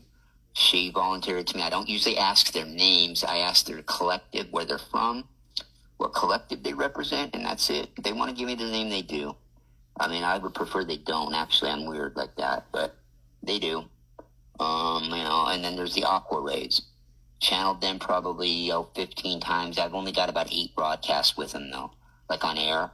They're dolphins. There's 2 dolphins in there from Sirius. There's a couple Syrians in there, 3 Syrians, 3 Pleiadians, 3 from a place called Mintankan. And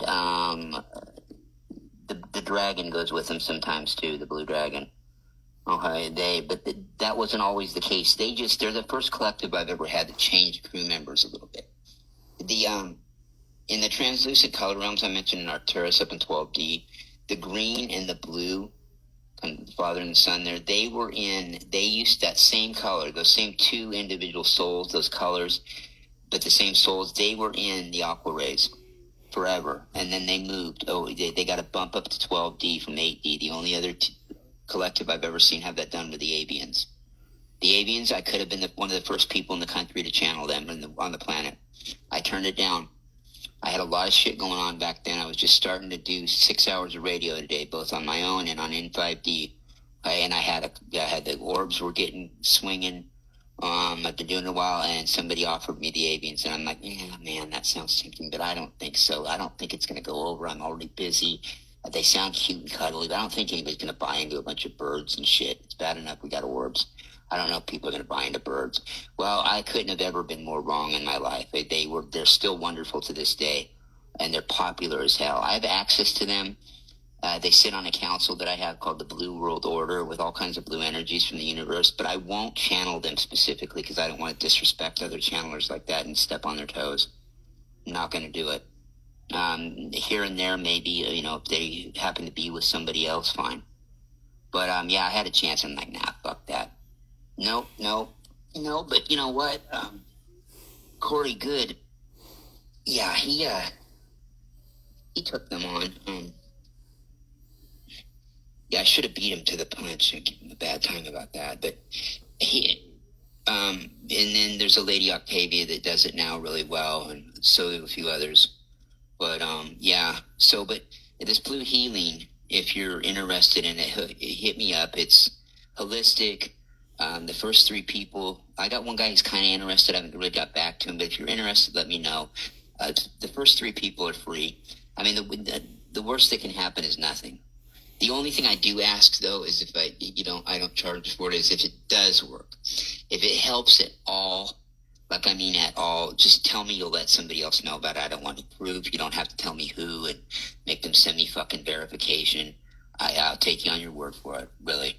I mean, it ain't that big of a deal. And just like with the money thing, you really can't afford the $5 for an hour. I'm not going to push it, and there ain't going to be any karma. That's your thing. I put it out there to the universe, so there it is. But what I would do is meet with each person individually a couple times, and we'd set up a plan. I have the syllabus list of everything that's offered, and we pick and choose from that. One size doesn't fit all. And there's more stuff I'm learning about using it too. I'm only really interested in using the blue. All the colors have healing properties, though. If I was going to delve into another one, it'd be yellow. Mix them in a little bit maybe, but the blue is what I deal with. And, we're talking the blue divine ray. We're talking blue orbs. We're talking, different collectives from star systems like Sirius, Pleiades, Arcturus, Procyon, different places like that. And the Avians, they're kind of their own thing. The blue dragon, blue flame goddess, the blue Lemurians, they're ancient souls. There's more, the blue, even the blue spiral, blue plasma, all of that stuff, right? It all has healing properties. And, this would be a good opportunity for me to learn too.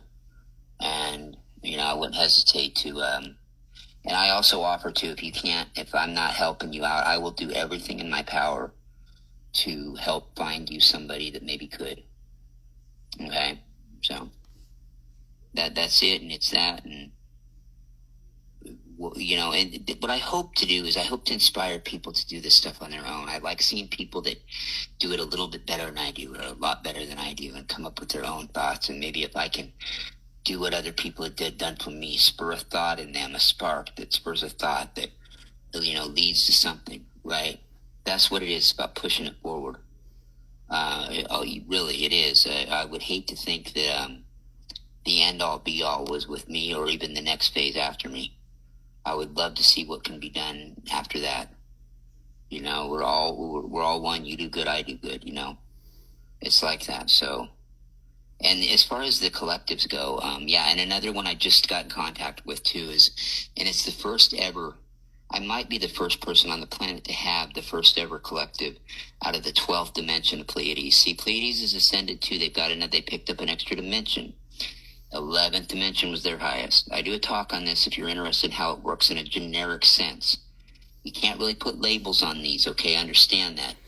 Dimensions are endless. They go forever. But really, once you get into the 14th, you can't really exist anywhere on our realm, even as an incarnate.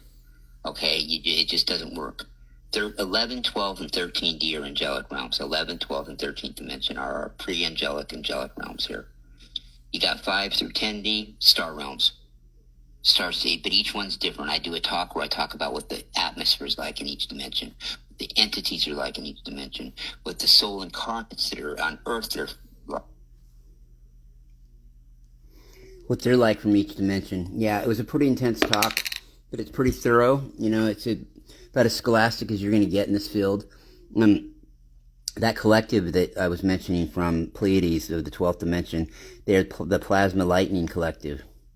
It's plasma and it's lightning. The plasma beings are here to help right now. The golden plasma beings especially were here to help anchor in that energy during the shift and redirect it. But also there's a white energy, like a white lightning and a blue lightning kind of mix and separate and together. And like a golden yellow lightning, all three of them together. And that lightning is here to add a little bit of, it's there to be supportive of the plasma beings that are here, help them. And it's also here to help people that need a little bit of extra energy dealing with the shifts. If you focus your intention on them coming into your life and helping you, if you need a little pick-me-up, they're there. They're not going to, they're here to strike you, but not in a bad way. They're not here to burn you, strike you. They're here to strike you full of some energy, some positive love. It's a pure, clean lightning strike is what it is. And it's like a plasma lightning.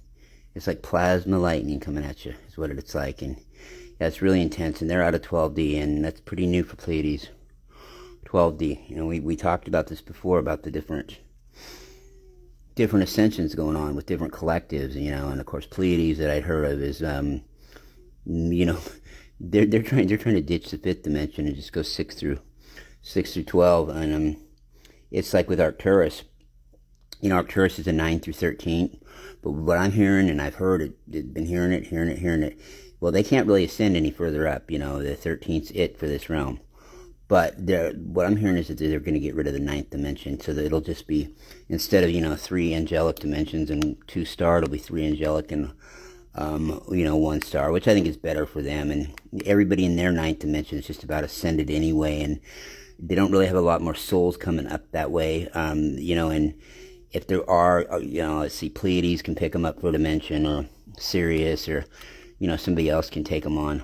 Now, I've been having contact, too, with Procyon. I think I'm the only one in the country or in the world that's having that. Not the only, but I'm one of only a few. There are not very many out there, and the rest of them aren't talking.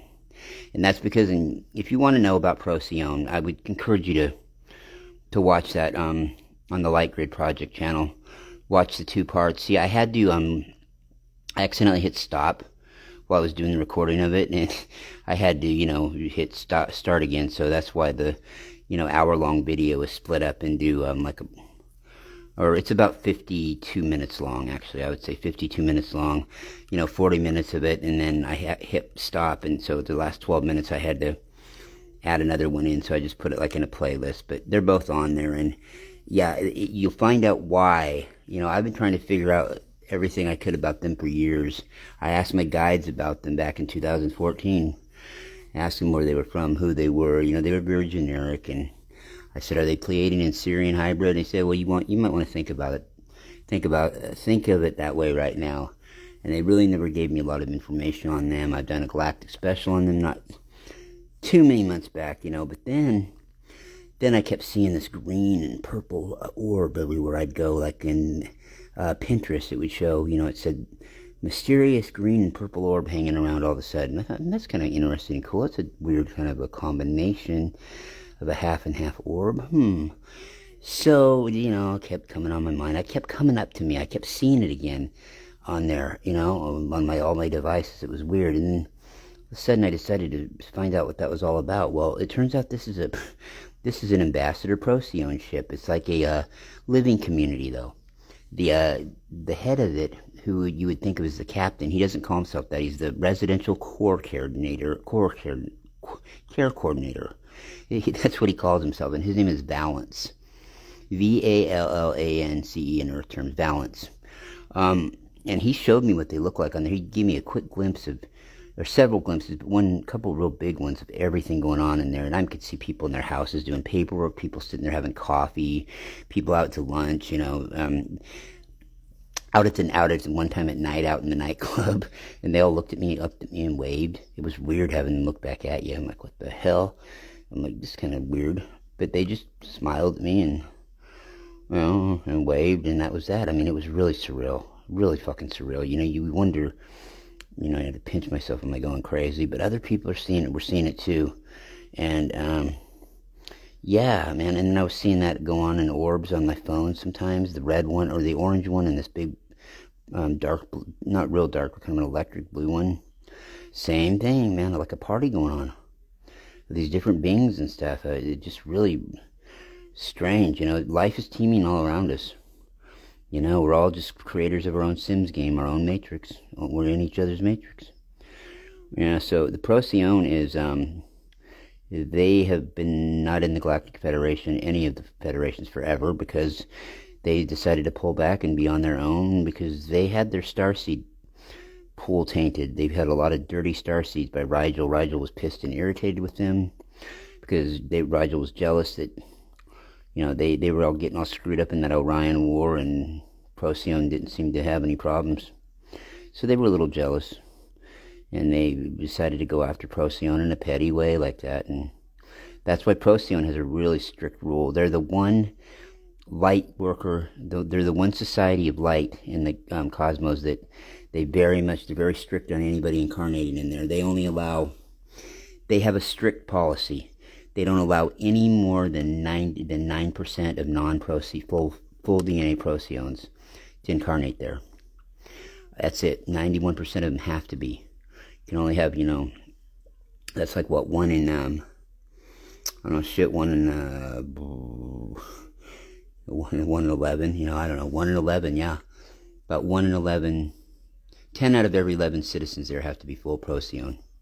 And the only reason they allow that many in is because they need specialty workers sometimes to do certain things. So that's why they have that clause open where they can do that. But it's not enough and they're really tight about it, really anal about, you really have to also pass a test to incarnate in there too, I guess. For the most part, it's hard, it's rough to do. Yeah, it's rough, and there are not a lot of guarantees if you do it, but I knew that really resonated with me when they talked about their starseed pool being tainted and having dirty seeds put in their clouds. Oh yeah, they don't call them starseeds for nothing, people. That's how starseeds incarnate here. Light workers are the same thing, but they're not starseeds. They're incarnates from other places too, but they're not. Starseeds are seeded here in the clouds. So with a light worker, you're going to probably get your exact choice of who you're going to be as your parents, who your family's going to be. When you're a seed, you have it narrowed down to a few options. And when you get seeded, you don't know which direction that seed's going to blow in, who it's going to, impregnate, or, get in somebody who's pregnant and come in. So it'd be like picking 3 families. Who's your top 3 families you'd love to incarnate in here with? And they pick the area and check out all these families. We want you to pick 3 in this area. Pick them and then, rank them in order which you want them. And so, and I've seen these things spitting out seeds before, these 8th-dimensional Pleiadian beings and different beings from 8D, the crystal cities and shit, spitting shit out of their mouth. These little, like, seed, they look just like seeds, but they're clear. Just flooding the earth with them. There was a video I saw, too, when I first had my awakening, where this guy, Ashtar Hellas, was filming this stuff from Germany. And this dude was weird. He looked exactly like me. It was really strange, seriously. But anyway, he hasn't done any videos in years. I found his work a couple weeks ago again, but those videos where he's got the Pleiadians seeding us with 6-dimensional seeds, that's been taken down. You don't have it anymore. But it was really like surreal when I saw these mouths from the clouds, spitting this stuff out of their mouth and hitting Earth, because I've watched that go on. I was watching them do that before 2012. That's why I was so interested. Like I talked on the show about talking to somebody's kid who's like 10 or 11 now, because that's about the time those kids would have been born when that shit was being seeded. And I'd like to get a good idea for what they're like. I know what the kids born in the 90s were like, in 2000, early 2000s, and I'd like to know what the ones were like that were born around 2013, those kids that came in right after 2012. I'd like to know what they're like. It won't be long, they'll be adults, and these kids that are being born now, within the last couple of years, it's going to be wild. And then the 30s will come along, 40s, 50s. By the time, I look at it this way, I know I won't live to see the end of this century. My grandmother, on my dad's side, got to live her dream. She was born in 1916. Her dream since she was about 7 years old, in the early 20s, was to see the year 2000. She died in 2001, in the summer of 2001, but she was healthy as a horse till about the turn of that turn of the year into 2021. So she got to live pretty much 2020, in good spirits and good minds, and that's where she wanted to live till. So that was kind of cool. And I would like to see the 21st century, but I'd be 101. I'd be 100 and, Jesus, no way, I'd be 125. Ain't gonna happen. But what I'd like to see, what would be cool though, it would be cool to live through the summer of 2076, and I'd be 101, or just turning 101. I'd still be 100 on the 4th of July for our tricentennial, because it'll be our tricentennial year. I was a month short of being 1 year old. And so obviously I don't remember the bicentennial too much. I've got plenty of quarters from there. One, actually. I used to have a ton of them, but I always took them for granted because you'd get them all the time at the store. Now they're hard to find, American quarters from 76. They're different in they don't have the eagle on the back. They've got a drummer. They've got like a colonial soldier with a, beating on a drum. That's what a bicentennial quarter looks like in the U.S. And I've got it still. I took a picture of it not too long ago and posted it, but yeah, I have it out in the game room, and, I never thought I'd really have to worry about hanging on to them, because, like I said, you would get them for years. In change, you couldn't get change back forever for the longest time without getting, without every other time at least getting one. They were flooded, the market was flooded with them. But people are saving them, people are not releasing them, and plus the state quarters started coming out. I don't know when that happened. That happened, I don't know if that happened in the late 90s. It was a several year process, having them all come out. It started, I think, I don't remember. I don't remember how many years they spaced it out over either. I think it was over a long time. It was over like 11 years, I think, is what it was. It was like over 11 years. It was like, no, it was like 10 years. I think it was like 5 a year they brought out. It was like a 10-year period. But those bicentennial ones are not easy to get anymore. I'm sure that I could go down to the bank and get some still. But I've got one. That's good enough. But yeah, it says 1776 to 1976 on them. But yeah, that'd be kind of cool to live till. Yeah, live to the end of the summer of 2076 if, a person was healthy. It'd just be really cool to see what the Earth would be like then. The kids that were born in the early 50s then would be in their, they'd be 23, just getting out of college, ready to start, controlling the world, or getting there. Yeah, no, it'd be incredible. It really, really would be. Yeah, it'd be weird, and it's going to be weird to see. It'd be weird to see what the turn of this next century would be like, in the late, technology going the way it is. It'll be nice. Who knows if we'll have teleportation by then, or I'll tell you one thing I wouldn't do is I wouldn't be one of the first people to volunteer to test it out though with teleportation. I don't think I'd be the first one.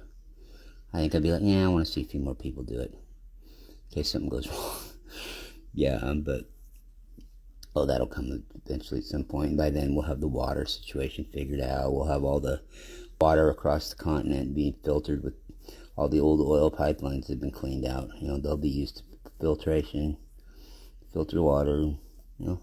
It'll be cool. It'll be cool, hopefully, a cool society. And we'll just go from there. And see, Rockin' Larry Locken. I forgot to add one place earlier where you could find me. Tumblr. I like Tumblr. I like to give Tumblr a shout out. They're cool. You can't really go live from there. They let you post there, and it's really cool. Whereas Twitch, you can go live, but you can't post much there. These places all have some weird little quirks. And it really trips me out because every single one of those social medias, some of them 2, the rest of them only 3. 2 to 3 issues. Each of them have 2 to 3 issues that if they fixed, they'd be wonderful. Each one of them would make them wonderful. All of them. It's 2 issues or it's 3 issues. That's it. Yeah, and if they were fixed, it'd be perfect. And so I don't know, and it has to be something, and it's something you would think of. It's not anything that I'm going to try to proclaim I'm a genius. Oh man, I figured out. No, they do too. But so there's got to be a reason. Either they can't, I don't know. They don't want to. We don't get paid, so I don't know what in the hell they. Yeah, I don't know. I really don't know what I was going to say. I lost my train of thought, but I appreciate everybody for listening. What I might do is play.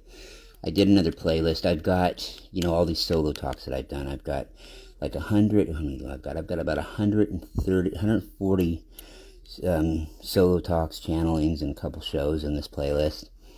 This one playlist that I've got. But I've also got another playlist I put together. It's called 10 Under 10. I took 10 talks I did by myself that were under 10 minutes, and I put them together in a playlist. Now, there is one misnomer. There is one of the videos that is over 10 minutes. It's 10 minutes and 4 seconds. So, I figured 9 out of 10 ain't bad, If somebody doesn't like it, they can just, not watch the last 5 seconds of it there. And I made it in under the 10. Just don't watch the last 5 seconds. And that'd be probably nothing happened anyway. But, so that's it with that, but I want to wish everybody in the Moss Day and everybody really try to have a good weekend and behave and, you know what I mean, smoke them if you got them and, and be good and don't do anything, I would. Don't do anything I would, okay? Just remember that I love you guys and, yeah, I'm glad that earlier Thomas Ray came on. He's a really good guy. He's a good dude and, yeah, be a good guy to have blocking for you. He's a legitimate tough guy, seriously. Strong, big as an ox. Was training to be a professional wrestler for the longest time. Roddy Piper trained him. And he grew up around that area too, We all know Piper. He's God out here in the Northwest. Or was. In Portland, Seattle, out here. Even when he was a national bad guy, they would not really like him. They wouldn't let him wrestle like Hulk Hogan out here because they were afraid Hogan would be booed and shit. And Piper wasn't going to go against the local hometown promoters. And he just had a very big loyalty to this part of the country where he moved to as an adult and stayed till he passed away a day before my 40th birthday in 15. And if you ever seen the old movie They Live, he did get his one big acting break. He started a lot of B movies that were good, but he was in one big one that was the movie of the year in Hollywood, They Live with John Carpenter. That was Piper was the main star of that show. I mean, just local Portland homeboy wrestler. Has been within 5 years, man. He's boxing Mr. T, and he's starring in the #1 movie in the country at the time. Life kind of can take you for a funny ride sometimes, But that's just kind of how it goes. But I wish everybody a great day. Be cool. Be good. Smoke them if you got them. And, yeah, I might put on the 10 best. Or that's not the 10 best, but the 10 under 10 talk. Or I've got to do one other thing. Because I have to get them all together. I've got 6 talks. I talked about the collective that ran into me. The 2 in the Dream. And the others that I had a contact with. The Rainbow Looking Colored Humans and the other colored humans. Well, I've been channeled by a few of them and also a couple of goddesses, like the Blue Orb Goddess, the Fairy Goddess from Pleiades, and Blue Flame Goddess. Well, them, and I've also been contacted by a few, for the second time, third time counting the Dream, Fusacia from the Pink Collective, also, Pashana. Pashana, met her today. Pashana from the Purple Collective. She's actually a violet flame goddess of Pleiades. Same thing. And also, Oh, why am I having a brain freeze right now? And also, yeah, who else did I have a contact with so far? Oh, yeah, Luminous of the Crystal Blue Collective. Now, I know now I've met all these others that I say I haven't met. I've met them when they were in a group of people, like, because they're part of other collectives. The only one I've never met is there's one of them that doesn't reside in the Pleiades. She resides in Venetia. And these girls all went to college together. They all went to college together and lived together. And also, three of them weren't college students. There's actually 13 of them, actually.